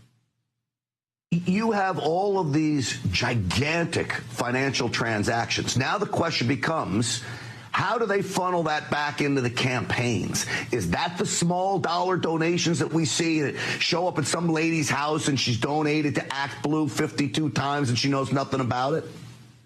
Well, that's just one small aspect of it. So James O'Keefe, got to give that guy credit with the whole smurfing piece that he's done. And we got to be careful about what we're calling this. This is a research project because we're not licensed investigators. We want to make sure that people understand. Wait, you have to be licensed?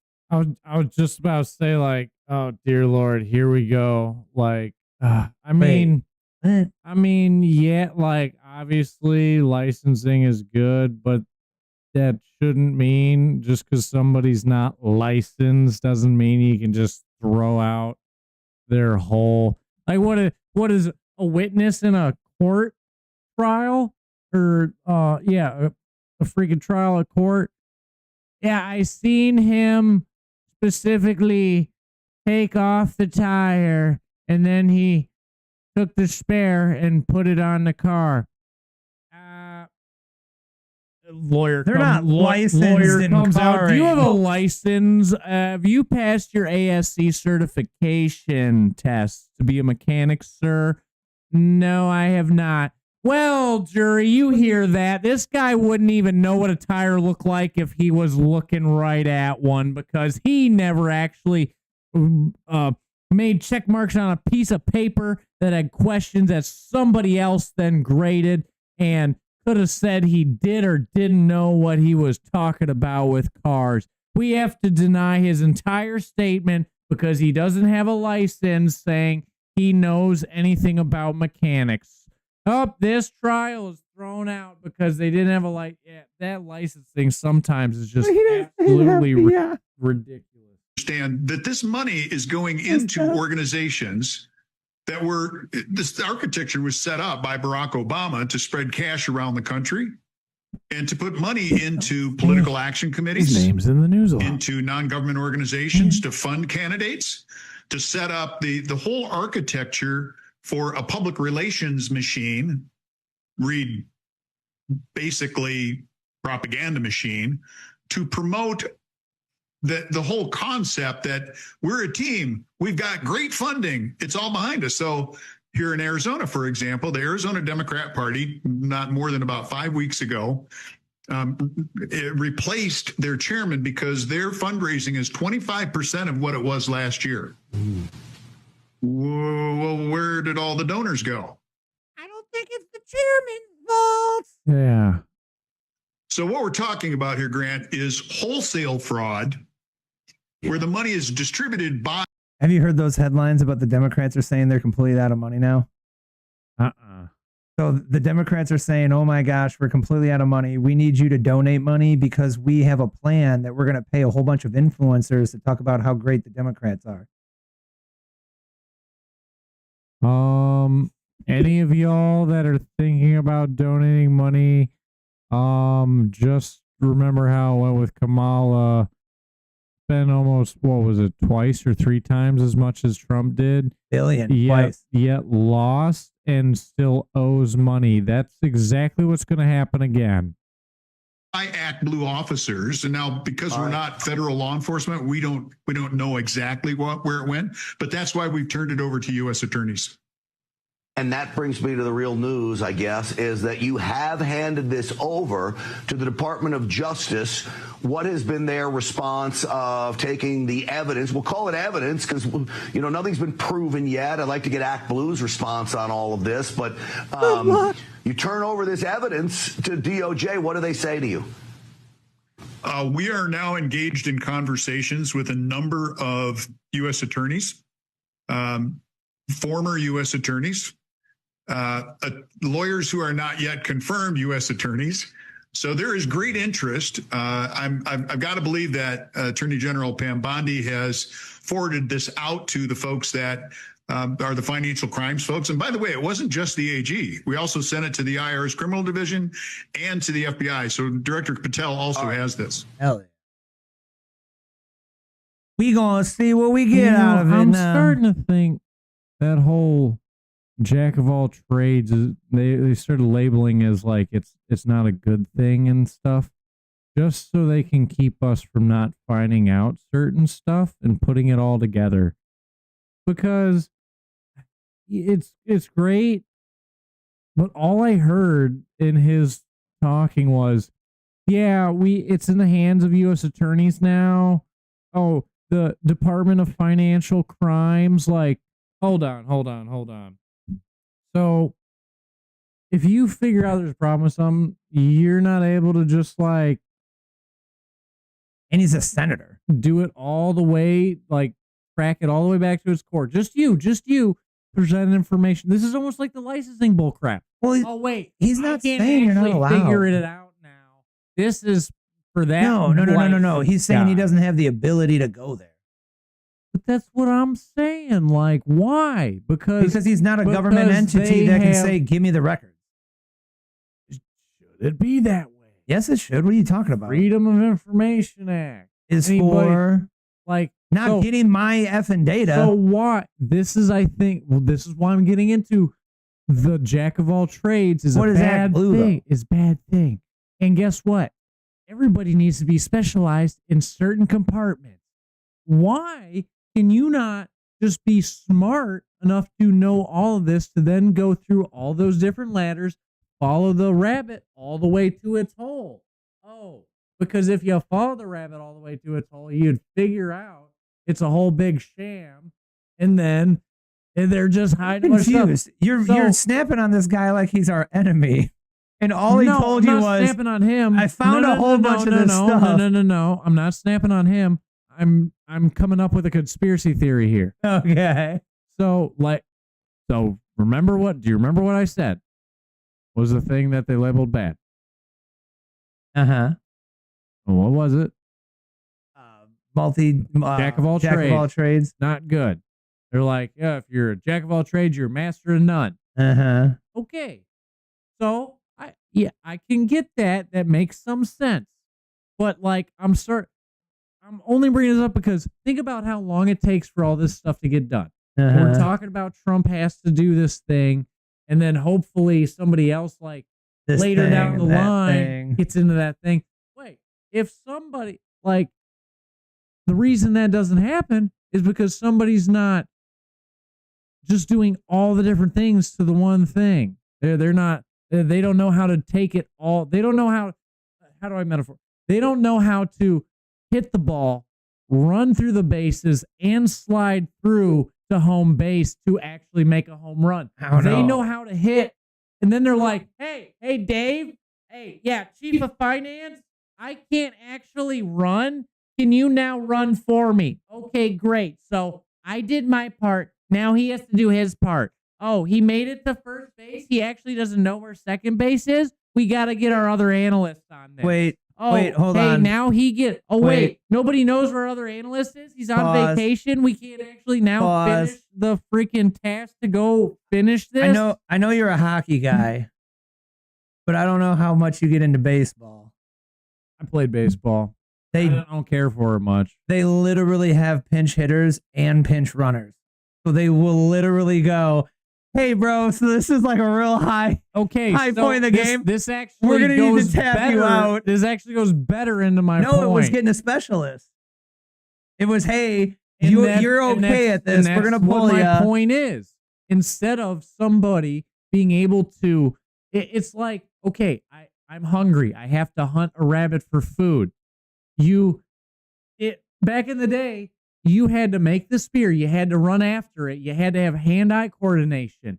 You could figure it out. Know that the guy hunting was the dude that made the spear? Regardless. Make spear, me busy. Regardless. So now, if you don't, I thought your argument was jack of all trades with a trick. Well, what I'm trying to say is that not like so they're dividing us to get so we don't band together up against the government, right? Sure. Like okay, so that's one way it's said. They want us divided because divided conquer we fall. If we're together, we can then get the thing done. Yeah. Teamwork, dreamwork. So, instead, like to run a company, we have to have all these different people with Chinese people. different all these different people with different skills, and they all have to then be blended together in a machine that now all turn correctly and don't bind. We have to tweak them all just right so it all turns as one synchromatic machine, and now it's all working. When, guess what? Now one person gets out of line, your machine isn't functioning correctly. If you're you are the weakest link. If you are just the whole machine, then it's only if a part of you fails. It's not the making different people have to be specialized in things means there's a lot more kinks that are in your armor. You see what I'm saying? Yeah. There's a lot less possibilities. You can figure it all out. Right. That's all I'm getting at.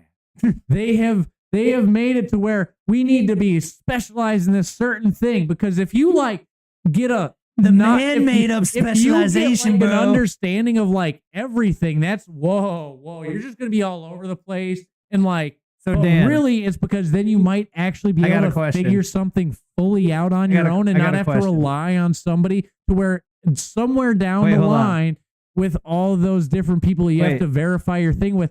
It's not like they can't get one of them to be in on their side to then deflect you into saying, no, guy, this is where it ends. You're getting way too like thinky about it. You're going to figure it all out. We actually got to deflect you over this way. That little program for the Matrix comes in, deflects you off to the side. When if you didn't rely on somebody else being specialized and you just went and specialized in all those sectors, you could then figure it all out, and then you'd see the vision, and then you'd be enlightened.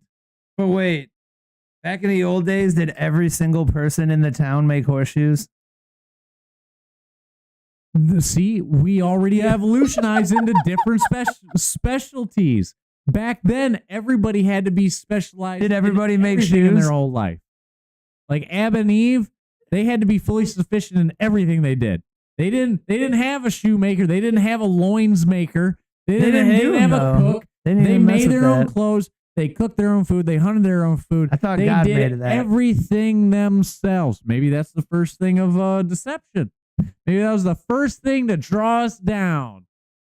You can't do nothing. God did it for you. Yeah, maybe. Maybe that was the first thing to make us weak and not fully embellished as a mind. That would make sense according to the Cathars that believe that Satan actually is the one who concocted the Bible. Because being all knowledgeable is bad. Mm-hmm. You see where now you're picking up where I'm going with this. It's a deep one. It's a really spider-webbed rabbit hole. Right into the occult, bro. Yeah. All the people aren't supposed to know all the good information. We're supposed to keep them a little bit stupid. Yeah. If you just think you're supposed to be specialized in one area, you'll know that one area of life, but then you'll be clueless in the other all the way until your meat sack doesn't breathe anymore. And then you never fully Nilsamir's dying about me trying to get a word in edgewise with your ass tonight. You never fully figured it out. You mostly figured it out, but you never did. But you were mostly close. But the thing with the game of life is unless you do 100%, horseshoes and hand grenades. Redo it again. So as long as we keep them 1% off, which is easy when you make 1,000 different specialties, they'll never fully figure it out. I'm just having fun going down, making a new rabbit hole right now tonight. Or maybe it's an old rabbit hole. Maybe Hillary is listening to this and saying, up, whoop, whoop. Maybe alarms are going off in a department somewhere. They're like, this guy is way too on to it. We got to send a team in. Jesus. You know who's up to it now? send in the cleanup crew team. You know who's up to it now? It's James O'Keefe. Ooh, he's always up to it. What do you mean just now? Because what James O'Keefe is up to this week, folks, is he's got a whistleblower explaining the Biden-Harris human trafficking system or capitulation or aid. This is bonkers. Listen to this. It's another one of those, like what we are all saying. And, you know, you could say like, well, you can't prove that. And now we have somebody whistleblowing on it. My line in the sand moment was when I found out that GSA had awarded a contract to a company to transport unaccompanied minors. What was that like for you? It was like someone kicked me in my gut. Once I found out about the contract, that night, I got on my computer and I started doing a Google search. Action obligation 40 million, total contract value 347 million. That's over a $250 million. That's a lot of money to transport unaccompanied children. I mean, this is a big money business. And that's why we're sitting here today, because as I shared before, what you know, you cannot unknow. The crisis of conscience would only grow and reach inside the holy grail of the unaccompanied. $250 million. And with that statement right there goes into just what I was saying. Until you know, you don't know. But once you know everything, you be a jack of all trades, then you know, and you can't unknow. Well, you know, so you they got want you to be 99% and not 100. You only get to 100 if you be a jack of all trades. Well, you got your known knowns and your known unknowns, but then you have your unknown unknowns. Complicated. Child transportation business. Knowns of all knowns. I know some gnomes. That would just be omniscient. There's the white buses right there. That's the FedEx transportation hub for Is he stinging somebody that's Amish today? the unaccompanied minor children. They stop the transportation of children. They stop the money. My name is Clarissa Rippey. Mm-hmm. And where do you work? I work for General Services Administration, aka GSA. And for those who are not familiar with what GSA is or what it does, can you talk a little about that? GSA, it basically manages all the services for the federal government. Then this woman goes on to basically proclaim that what we were saying already, dog, that the Biden administration was the largest child trafficking ring. She sounds not very smooth in her voice. Like there's a little bit of intimidation in there. She's upset about it. Yeah, bro, she blown the whistle, dog. She's scared that somebody certain is listening and might do something. Is what it sounds like. Nobody liked that shit, bro. Rippy stated. Commodities like potato chips on a truck. The contract, which she highlights, has an enormous big money business, involves moving children. So crazy. I'd have to say, out of all my years of moving people, I haven't moved children. I don't think that's just a normal part of the moving business. Red flags. I don't know, bro. That's this week's James O'Keefe, man. If you're into that, check it out. Definitely be following James O'Keefe. I really over dig on his cowboy hat character. Or this real Robert guy, too. Got him pulled up again. But I do talk shit in the comments usually, like we should do it here. It would be awesome if you reposted James's original post of the content. You know, so he gets the numbers too. Thanks for the heads up, though. Heads up. My head sucked, dude. I don't know. I just think it's shady. All these people on X, bro, where they download these people's videos and then they post it as their own like original post, so it's not linked back to the other people's post. Right? Yeah. Because then those people don't get credit. I mean, at least he has James O'Keefe tagged in the post, so they could technically go to his page and then find that. I mean, I guess there is this thing called bare minimum. I guess you could look at it different ways. If they click at the James O'Keefe tag, then they see multiple of his videos. If they link just that specific video, then they go to his page, just that video, and would have to then click on his name to go to his actual page. Which is the same thing as watching that video and then clicking on the name. Because the video is shown immediately, so you can watch it. So there's technically an extra step to get to James's page to follow him. But not when you just repost James's post. Because then under his name on the post that's being reposted, you can just hit follow. It does have that little extra there.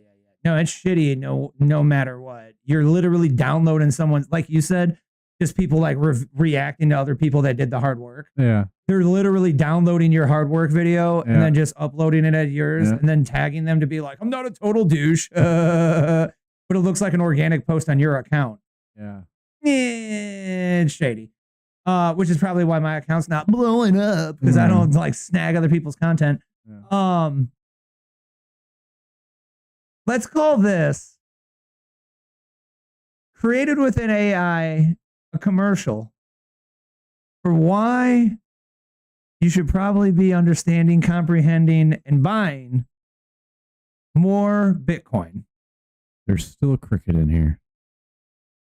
It's not because the live chat's dead. Wait, what? We got our live access removed on TikTok again. What? Misinformation again? That was probably me. I started talking about the theory. They said, whoa. That's too much actual realness for our Bro, it says stream. Hillary planned it all, question mark. What? Yep, that had to have been me. Had to have been me talking about Hillary planning things. Allegedly. It says question mark. I wasn't sure, asshole. Like, it wasn't like I said.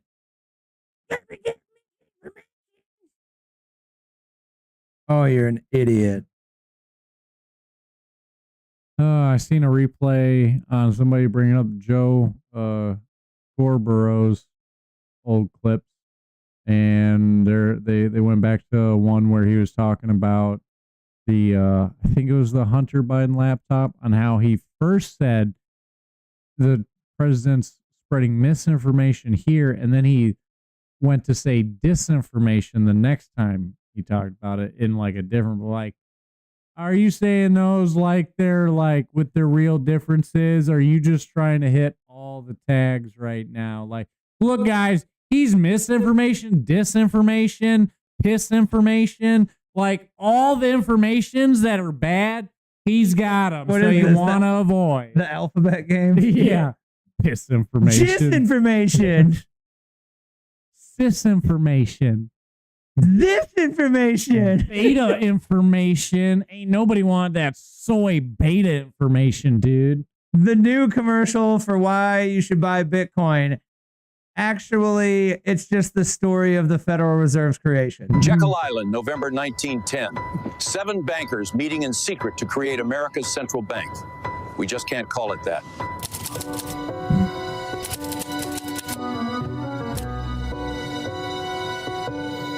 The 1907 panic nearly destroyed us. Banks failed, fortunes vanished. We want to control America's money supply, create booms, trigger busts, and profit from both. And how will we do that? We'll create money from nothing, loan it to the government, and charge interest.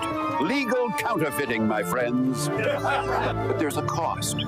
Every dollar we print steals value from existing dollars. It's a hidden tax that flows directly to us. And it gets worse. If we ever get off the gold standard, governments can print money for wars.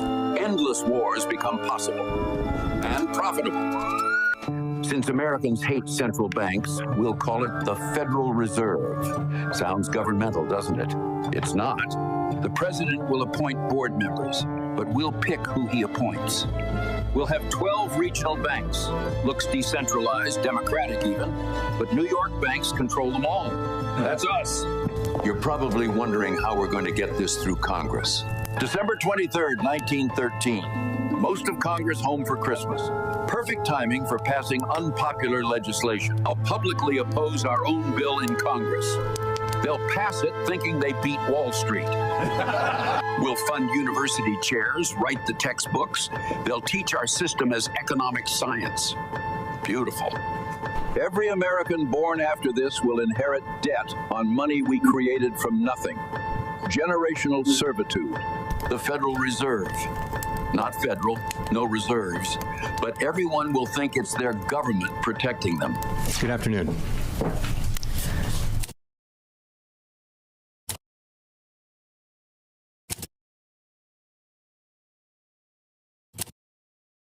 Opportunity cost app.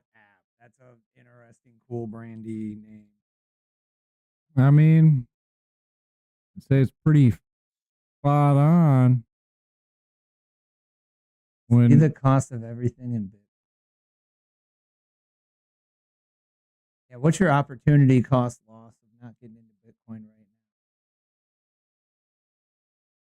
We are not financial advisors. This is all entertainment purposes. What? It's Please an don't sue extension. us. It's an extension that just adds the Bitcoin value to money things on websites. That's interesting. All right, man. Get it. Like everybody got to do something, bro. I always love when a house, like, you only know it's a mansion in a really overdone rich house when there's more bathrooms than bedrooms. Yeah. This was another win for Trump this week. The cricket Cricket's approves. back. The cricket approves. He's clapping for the Trump win. Yeah. I don't this understand was some cool piece. I don't understand how to say these words though. The places that he helped them make a deal to stop a war of 30 years. But like, what are they called? The one place's name is quite complicated. The other one is simple, but I can't even think of it. We're starting with a big one. It's like Parmesan. Can you parse the Parmesan? I don't get it. Parmesan and mozzarella are going to be at peace now. This was the greatest peace brokering in history, I've been told. I've heard this one before, but I can't, it hasn't sunk in how to regurgitate the word. The President of the United States signs as a witness to the President of the Republic of Azerbaijan and the Prime Minister of the Republic of Armenia, affirming their path to peace, stability, and prosperity. Yeah, we know what the F And in then there's Armenia like is. Yeah. utter What's an Bajan. Armenian? I'm picturing it as utter, like cow udder, and then Bajan, whatever that is. I didn't I'm get thinking utter, it's like a but certain okay. type of bread. Bajan. For a long time, 35 years, they fought, and now they're friends, and they're going to be friends for a long time. But it's a big, beautiful honor to welcome everyone. For at least 3.5 more years. I'm going to get in this big, beautiful phrase as much as I can. And also, I love, this is why people call him Daddy Trump, because he basically just, like, professionally, politically said, look, these countries, like, I'm stepping in as the dad here. The younger brother was messing with the older brother. And the older brother getting so pissed off, so he just started stomping on the younger brother. It just wasn't fair. They've been fighting for years, and I finally came in, and I was like, look, I got him he's to make your up. brother. We can't do this. I'm going to come up with a rewarding system for you to act good instead. And they are now friends. They were fighting for 30 years. And he's just like, yeah, man, 30 years, basically a whole young man came from a family over all them years, and these guys were at each other's throats, just probably making death threats, talking about how they slit these guys' throats. I took him to lunch. We went to Chuck E. Cheese. We played some games. We had some laughs. Hey, you know what? We just kissed all that enemy stuff to the past, and they are friends now. They figured out they both like Pong. They both like the ball pit. And now they're just going to be happily ever after. Like, And then how many they times? were enemies, and now they're friends. And then how many times did he tell them about his big, beautiful ballroom? everyone to the White House. Yeah, blah, blah, blah. But I'm that just was a a big man one. of double B's. This was a big one. And beautiful. Unlike Lizzo. He probably would say something like that. I wouldn't put it past him. But now she's just beautiful. She's lost the big thanks to Ozempic. Oh, here's another one to share over to somebody that's talking bullshit. So he federalized the police because Big Balls got beat up and because July 18th, this is old. Maybe he just found out about this or like it's been in the works or something, but July 18th is not terribly long ago, I guess. But the DC police commander was suspended because he is being so allegedly changing crime stats. But like most things, it's like, no, like he got suspended because they caught him changing the crime stats. So they now literally have the evidence again of something we all tinfoil speculated, where the dude was literally just not reporting the crimes as the crimes that were happening. Yeah. So like someone gets Before it was murdered, mostly they were fed. like, oh, they hurt someone really bad. Like if they stole like, $10,000, they were like petty theft. Yeah. So like then like Hillary Clinton was just out like not too long ago going like, what is Donald Trump talking about? The crime's down in DC. And then it came out like, yeah, so they're totally lying. Like, Either they're just that ignorant and misinformed and idiots, or they are just blatantly trying to mislead you. Yeah. I'm just telling I know, the right? people listening, like, that's Can't eat it. basically your only two options of how that cookie crumbles. So once you see them cook the cookie so many times into, oh, I had no idea. Like, okay, yeah, like you can't be this ignorant for that long. If you are, how the heck are you in the position you are? And that's why we got to vote them out and vote people in. But more than likely, they're just blatantly abusing their power and knowledge. 100%. So it wasn't that long ago. We just talked about some kind of a story about a whistleblower. What was the What was that whistleblower talking about again? You talking about the one we just went over? Yeah, that James O'Keefe whistleblower. What was she talking about? Oh, how the Biden administration was one of the biggest kid launderers. Wait, that's what all time. Is this the same story? Or is this like an entire other whistleblower also talking about the Biden-Harris human trafficking crime family syndication? Like, what? So this dude now comes, I think he's testifying? What he looks like he's in an official setting here. Yeah. Yeah. Testimony in the United States Congress, bruh. Like, what? How are these things not on the news television? I state without reservation that the United we all States know federal that government is the world's largest child sex trafficking organization in modern history. Quick, if we had an editor, interject that. Yeah. The probability that thousands of these UACs are being raped at this very moment is 100%. Chairman. Oh, bro, he going straight for the jugular on this testimony, We huh? just got kicked off YouTube. Bro, for telling the news? Higgins, Ranking Member Correa, Chairman Bishop, Ranking Member Ivey, and the members of the subcommittee, I appreciate the opportunity to speak about the evil. Yeah, that must have been they took the hot parts out and put it in the front. Like, dang, bro. So this is a whole entire second whistleblower talking about Biden-Harris admin, like sending around a whole bunch of children and women and stuff. Like, what? And Mayorkas was in on it too. Yeah, they all probably are, bro. Either knowingly or unknowingly. Like, unwittingly, where they're like, I kind of know what's going on, but I'll look the other way. Yeah. Absolutely appalling, bro. I hope I'm not going to purposely interfere in their ways, but I'm just going to act like I don't know that that's a result of my actions. Like, of why saying, else would that okay. money have showed up in my freaking stuff money in hole in the backyard to hide from people? I don't know. Cue the scene from that one movie. Wait, y'all are getting paid? Yeah. Wait, y'all aren't getting this $300,000 bonus? That's just me? Bro. Oh, whoops. Like, good God, it's painful. Oh, man. Okay, we just got like real on the cue it train. Cue that trombone thing. Oh, that's wrong.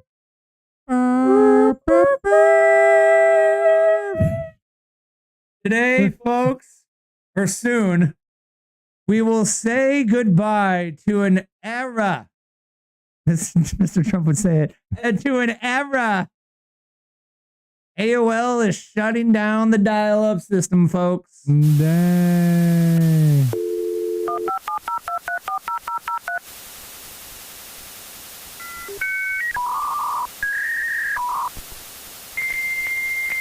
This noise is just nostalgic. Man, it almost puts me at ease.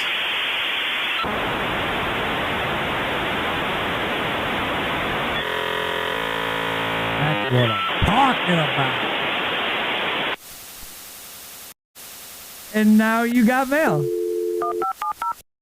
Oh, man. Oh, that's my crazy. goodness. Literally, like right now, like it just popped up instantaneously, a message from my friend. Oh, my goodness. You got mail. I just sent one back. This is thrilling. Yeah, bro. Instant messaging was life-changing. Man, y'all kids ain't That shit was nuts. understand. It was nuts, bro. God dang. Yeah, no wonder y'all got attention problems and stuff. They're Because retarded. that's another way to say it, yeah. Oh, like y'all. Yeah, we had to wait that long just to get online, dog. We were like, well, however long it takes. All right. Dude, imagine the people like finding out that got to writing letters and they could mail them and somebody could get a letter within a week. Imagine them seeing this. Right. Their socks would be blown. And then we play video games with 3 other homies all in a squad on something, and it all happens immediately all at the same time while we're voice chatting in a different app to each other. Like, I can literally Dude, hear what he's saying to this second states away on the other side of the planet. Witchcraft, witchery. yeah, but I guess they're shutting it down September 30th, bro. So it'll like literally no longer exist. I almost like, so is dial up basically like on a whole nother like set of internet other than like the internet we are like on? It's the same place. Telephone lines. That's why I So had it's to the dial up. same. So it's the same realm, just different door to get there. No. Wait, yeah. Like, because it is the internet. Yeah, no, same thing. Like you can go to the same website, but Right. you access Different through the connection telephone door technology. instead of the internet door. Like, what are they installing everywhere in town right now? Fiber. Yeah. Different way to get onto the same internet. Because it's the next upgrade from cable. Because fiber make cable kind of like dial up the cable. Yeah. Because fiber's going to be able to go way faster. Ain't that wacky? Bro, to think so about. It's the they're same trying to- place. You can access it through different ways. And for some reason, one Well, I mean, just Texas is a place you can get there by car, bike, walk. Yeah. I guess Just- that's how reality Well, works. Well, in just like many It's times. weird to think about the internet kind of being like a place you go to, like a physical place. Trying to visualize the internet because Well, you're gonna have to put your VR headset in first. There, I guess Battlefield 6, bro. They're bringing out in VR. ain't that weird? And then there's Like, going to be a bunch of people going back to the loony bins that Trump just legalized again because you got war tremors from playing Battlefield 6 for 8 hours a day in VR world. That's like way too realistic. Where like not even soldiers are in war for like 8 hours all fucking day, dude. Like it's like little stints or something, you know, like I don't know. Most yeah. things like bro, playing 8 hours, bro, and yeah, you haven't played it yet, right? So I'm playing it, dog, and like the noises, like they went really good with the noises. So like they're click clacking and like, oh my god, I need a medic. Like it's like definitely, I'm like, dang, bro, if you play this a little too long and you like really got sucked in, you probably give yourself a little bit of like starting to get some like tweaky thingies or something, bro. Oh, Have yeah. some kooky dreams or something, Yeah. bro. Like It's very like everything's everywhere. Having war flashbacks. You know what I mean, bro? Yeah. Like, I was like, dude, if you got into this too much, like, it could be a rough day, bro. Like, I think we're about to turn it into a pumpkin. I'll never forget it. I tried storming checkpoint B at Mascom B. Oh, dude, you'll never believe it, Jimmy. Like, and then sucks really hard, shot me, and then squatted on my face. Mom, are we gonna go soon? Grandpa's going into his old war stories about Battlefield 6 again. Oh man, that would be wild. I mean, that's some kind of a universal reality dimensional kind of thing. Huh? All right, dude. There's a Black Mirror episode on that. Yeah, for sure. Okay, so speaking of South Park from earlier. Oh yeah. Neil Tamir bringing up the South of Park. So South Park recently did a Trump, and then they did a Charlie Kirk. So they're clearly attacking the right people. But like, I don't know if they're attacking. Or like, you know, poking, right? So South Park is poked at Scientology, Muhammad from the Islam religion, political correctness, transgenders, sexual abuse, anti-Semitism, racism, cancel culture, abortion, COVID-19, vaccines, all of it. Donald Trump, all of it, but not once in the entire 4 to 5 years that you would have talked about Joe Biden as a presidential candidate person, did they ever have Joe Biden freezing up on camera, wandering off on the lost camera, demented ravings during his speeches, meltdowns at the debate, his trans health and human services secretary, the gay transportation secretary that like had the dog mask photo or some shit, bro. First black female VP, all her word salad speeches. Like, bruh, they never attacked none of that shit, bruh. Like, that's kind of interesting, bro. That's kind of scary, dog. Yeah. Yeah, they try to say they're not on either side of it. But 4 years of prime comedy, bro. Well, my point would be more of the like scary tinfoil header. It's not that they're in on it. It's dog. Somebody came over and was like, "Don't you dare!" And we was like, "Shit, okay, God bless." Like, we ain't never had somebody show up like that and say like, "Hillary sent me." Don't talk about Joe Biden and Kamala Harris. Like, what? They've done Hillary Clinton. yeah, definitely Rosie O'Donnell. But I just think that is kind of weird that like Trump talking about Rosie O'Donnell. South Park never even did the Joe Biden escapades, man. Yep. Everybody's bought at least a little bit. And then this one is a big pop culture win, man. Are you familiar? Not as big as and not as great as Sweeney's Jeans, but no, this one's huge, bro. This one's huge. So do you remember the stories over the past 4 years of Gina Carano getting fired for saying that? I think it was something like the vaccine stuff reminded her of like the Nazis and the Gestapo or something, right? And Disney literally fired her over a post.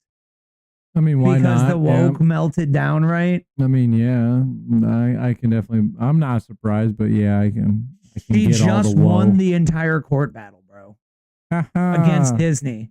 And now they have to hire her back, and she will likely be doing some kind of a job. Man, what a place to hold in a company. You were at legal battles with them, and now you show up to work. You gonna do whatever you want at work. Basically, you're almost like untouchable at that point. Or you're gonna get paid to do nothing because you're a leper. Or they're going to pay you to do nothing because they don't want any more troubles. That's what I just said. They're going to pay you to do nothing because it's like a F you, but you have to be here, but we're not going to put you in anything. When you say they're a leper, it sounds like they're just dead. No, lepers, like you don't want to touch them because you'll get leprosy. So that was meaning like, we don't touch you mean it like that. I was getting it like you're just dead to the world. You don't matter, leper. that too. Yeah. They're going to pay her to just not matter. They're going to be like, yeah, we don't like you. You beat us. I was seeing it as like they're paying her because she doesn't matter, because she can't really change the world being a leper. But yeah, now I get. Right. There's two ways that cookie can crumble. Yes, the wrong way and the right way, Dan. The way that was meant to be taken and the way that it could be taken. It was incorrectly taken is how you say that, Dan. Just say the words. I will never admit that I was incorrect. Disney accidentally incorrectly took her wrong. I'm never wrong. I'm just misunderstood. You're just wrong. You see, I am big and I am beautiful. Man, are you doing a Kamala speech? I would have to talk about this yesterday in tomorrow's words, so this is not a Kamala speech. But this is a huge one, man. Gina Carano was an absolute star for Champion Yay Women, bro. She was some badass MMA fighter. And then she was in a couple movies, I think. And then she got this big role in The Mandalorian. That blew up with the stupid baby Grogu thingy. And she was like the badass woman in this that was still kind of feminine. That wasn't just like total butchie got butts or something. They fired her, got rid of her, and the whole show went jippoo. And it's not because she was gone, but show just like also just went off the rails, like absolute garbage. And like one of the reasons I guess, I'd say is definitely her character was gone. Because then they filled her with a hardcore boss lady woman. Where literally my girl, we were like 3 episodes in, 4 episodes. She was like, man, turn this off. And I was like, what? Like, we watched the first 2 seasons and we're only like 4 episodes into the third. She's like, nah, man, it's all about this chick. And she's like, oh, I'm so great. And he sucks now, and he's the idiot, and he was supposed to be the main character. I was like, damn. I mean, like, you're right, but they like totally screwed the pooch on that Mandalorian. Yeah, you shouldn't screw the pooch. Brutality is just gross stuff. I know. That's kind of like things other people do. That's supposed to stay in Tijuana. What's the less hot button version of that? Yeah. It's by the goats. I don't know, like where people with goats live. Not here in America. I'll tell you what. Never mind. I ain't gonna go into that. Nah, right Dan, now. don't tell me. I can tell you. I'm not gonna tell the show. Yeah, don't tell the show. It'd be too much. And if you leaned back a little bit and looked directly at the camera, you could have eagle wings around your head. Brilliant. All right, that's all I got for you, man. You got anything else? Nope, other than pumpkin season is upon us. 1, we are turning into pumpkins, and 2, before we know it, it's gonna be frickin' pumpkin latte season at Starbucks, and all the extra chicks that weren't out before all of a sudden gonna be coming out of the weeds, clogging up the traffic just to get their dang pumpkin lattes. I can't believe it's already like mid-August. Yeah, almost, dude. Man. Yeah, dude. I swear, yesterday, dude, was like, yesterday, like, of January. It did. And now it's August. Like, dude. About to be Christmas. God bless. Dude, I still can't find my car. Dude, I don't know, dude. Man, they don't make comedies no more like that, bro. Luckily, we still have Shane Gillis out there doing some work. They're kind of like that. Like with the tires, he's still kind of doing some. It's edgy comedy, but one, it's a TV show. It's not edgy comedy. What? It's a sitcom on television. It can't be edgy. Well, like, I'd say, I mean, it's definitely not full blown like Shane Gillis, like where he's edgy, what he would want. But the show cannot be edgy. What you mean?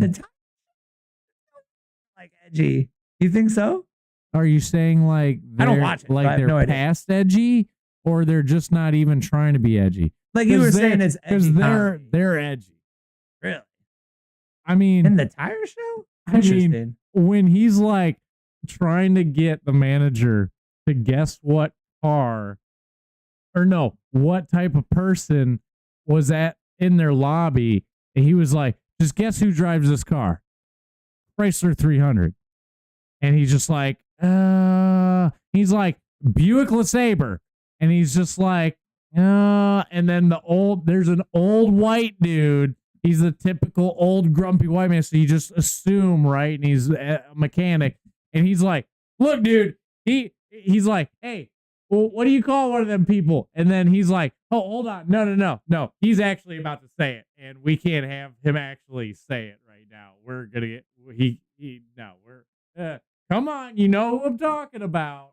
And like, he was definitely doing that's some pretty edgy race bait and comedy, I would say, for like, well, yeah, in the getting not too far out of the woke world, bro. But like, he's not. It's just funny comedy because it's real life. It's true. Real life. It's like you could definitely make some projections off that. Hey, the only guy I ever knew that did own a Chrysler 300 was a big white dude. Actually, it's funny you say that. Everybody that I know that has a Chrysler 300 is white. Yeah. They're not all big. A couple of them are some slightly bigger guys. Mm-hmm. But yeah. But yeah, you know where I was going with that. But on the road, I've never seen a white man driving a Chrysler 300. Now that I think about it, that's weird. Yeah. If I know one with it, but that's why stereotypes are stereotypes. They're not always true, but most of the time, stereotype. They're a generalization. Are stereotypes for a reason, because it's a high probability. It's a pattern. It's not racist. It's a statistic. It's like something and we that can use is it normally to make humor with, because we all know and understand and see the patterns that we can make funnies out of. The only reason it could be frowned upon is when somebody legit just has to choose the butthurt side, because other than that, it's funny, because you just can't deny it when the stats are there. That yes. You can't deny stats, folks. Like the stats of how many pennies are going to drop at the revealing of my big, beautiful ballroom. It's like denying gravity. We know it's true. Like the gravity that dropped those pennies as soon as they saw the big, beautiful ballroom. Is gravity slightly different on other planets? Yes. But gravity still exists as a thing. So the number is not always 100. It's not generally 0. I got one for you. I saw this post. What's your report? Or what's your reply? Why is Trump making a ballroom that's stupid? It's a gigantic waste of money. And why would he do that at the White House? It's a place of government business. I believe that used to be kind of more part of the White House culture back in the day when we had class as founding fathers. So what is the point of having class, though? Basically, yes. Why would one show class instead of not? What is the point of showing your stature? That just go right to the root. What's the point of having class and stature? That we freaking rich, dog. So that's how wealthy rich people, and powerful around here, yo. That's how wealthy and powerful people network and do deals. Is they go to fancy events and they shoot the shit. Blah blah blah. Another one. They go golfing, which is why he golfs so much. Oh, he's always just golfing. Golf ain't just to take a vacay. Golf is work. One, you either playing a good game. That's the only other than even if you're playing a bad game and you're having good business conversation with whoever you're out there with, you're still frustrated and your gears are grinding because you had a bad game. But if you play a good game, and to steel man it, he's not playing every single game doing business. But he is playing all these games because he's competitive, wants to work out and be really good at golf, so that when he does the business, he can go, if I win, we do it my way. And they're like, yeah, okay, guy. And then it's actually really good. And they're like, oh, shit. That's a good question. I wonder how many decisions have been made on a bet of skill of two gentlemen's golf games. Oh, and that's a wildly astronomical number. I thought you were just going to go with Trump's. It's like that. We no, just through U.S.'s history. That's insanity. What do you mean, like hundreds of thousands? Oh, like what do you mean? You're talking about like dumb bros being like, "Who's buying pizza? Whoever loses this golf game." That would just be so like millions of interesting games. to know. Like, oh wait, that law's that way because Bush lost to what's his face back in important 98. More interesting, yeah. Whoa, it'd just be cool knowledge to know. Absolutely, that would be a Snapple cap fact I would love to read. How many times has Trump lost a game and then lost the deal that the game was ready now? And immediately none, because anybody keeping score in that game was like, yeah, you won, bro. Yeah. I was gonna say you won, dog. We'll do it your way. Before you finish up, I was gonna say that Trump went home was like, yeah, so he thinks this is how that deal's going. Little does he know, I didn't lose. The scorecard just disappeared. He can't prove it. But he doesn't do things like we're that. not actually doing it. You're talking about if Joe Biden or like Obama, like law or something. Like, I'm saying that he swings so good. His dick be swinging so good, not the like golf swing, that people are like, I don't even want to lose to this guy, bro. Nah, you won, dog. Yeah. Shoot, he is actually pretty darn good on the course, though. No, he like wins tournaments. Yeah. No, I seen one. They gotta be Masters tournaments. I felt like it just would have been way too off topic, but I've seen one earlier in the week. I can't remember if he did. I'm pretty sure he did he putted the putt before it even hit the hole. He turned around, was just like, "Oh yeah, dude, I made that." Yeah. Just straight, and it was like a long putt. It was decent, yeah. And he was just like, yeah, he knew it. That's why I'm the greatest. Yeah. I'm the best. You don't have to tell me. I have heard, though, I am great. Possibly one of the best. I did see that one, too.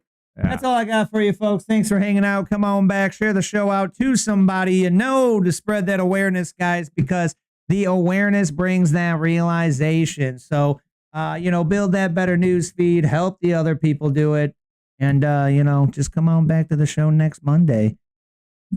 Get your news veggies. We are your healthy greens of news information. Keeps your mind bullets strong and at the ready. Locked and loaded. Ooh. That means we've got the 2. We've got the 1. And then we've got like the... All right.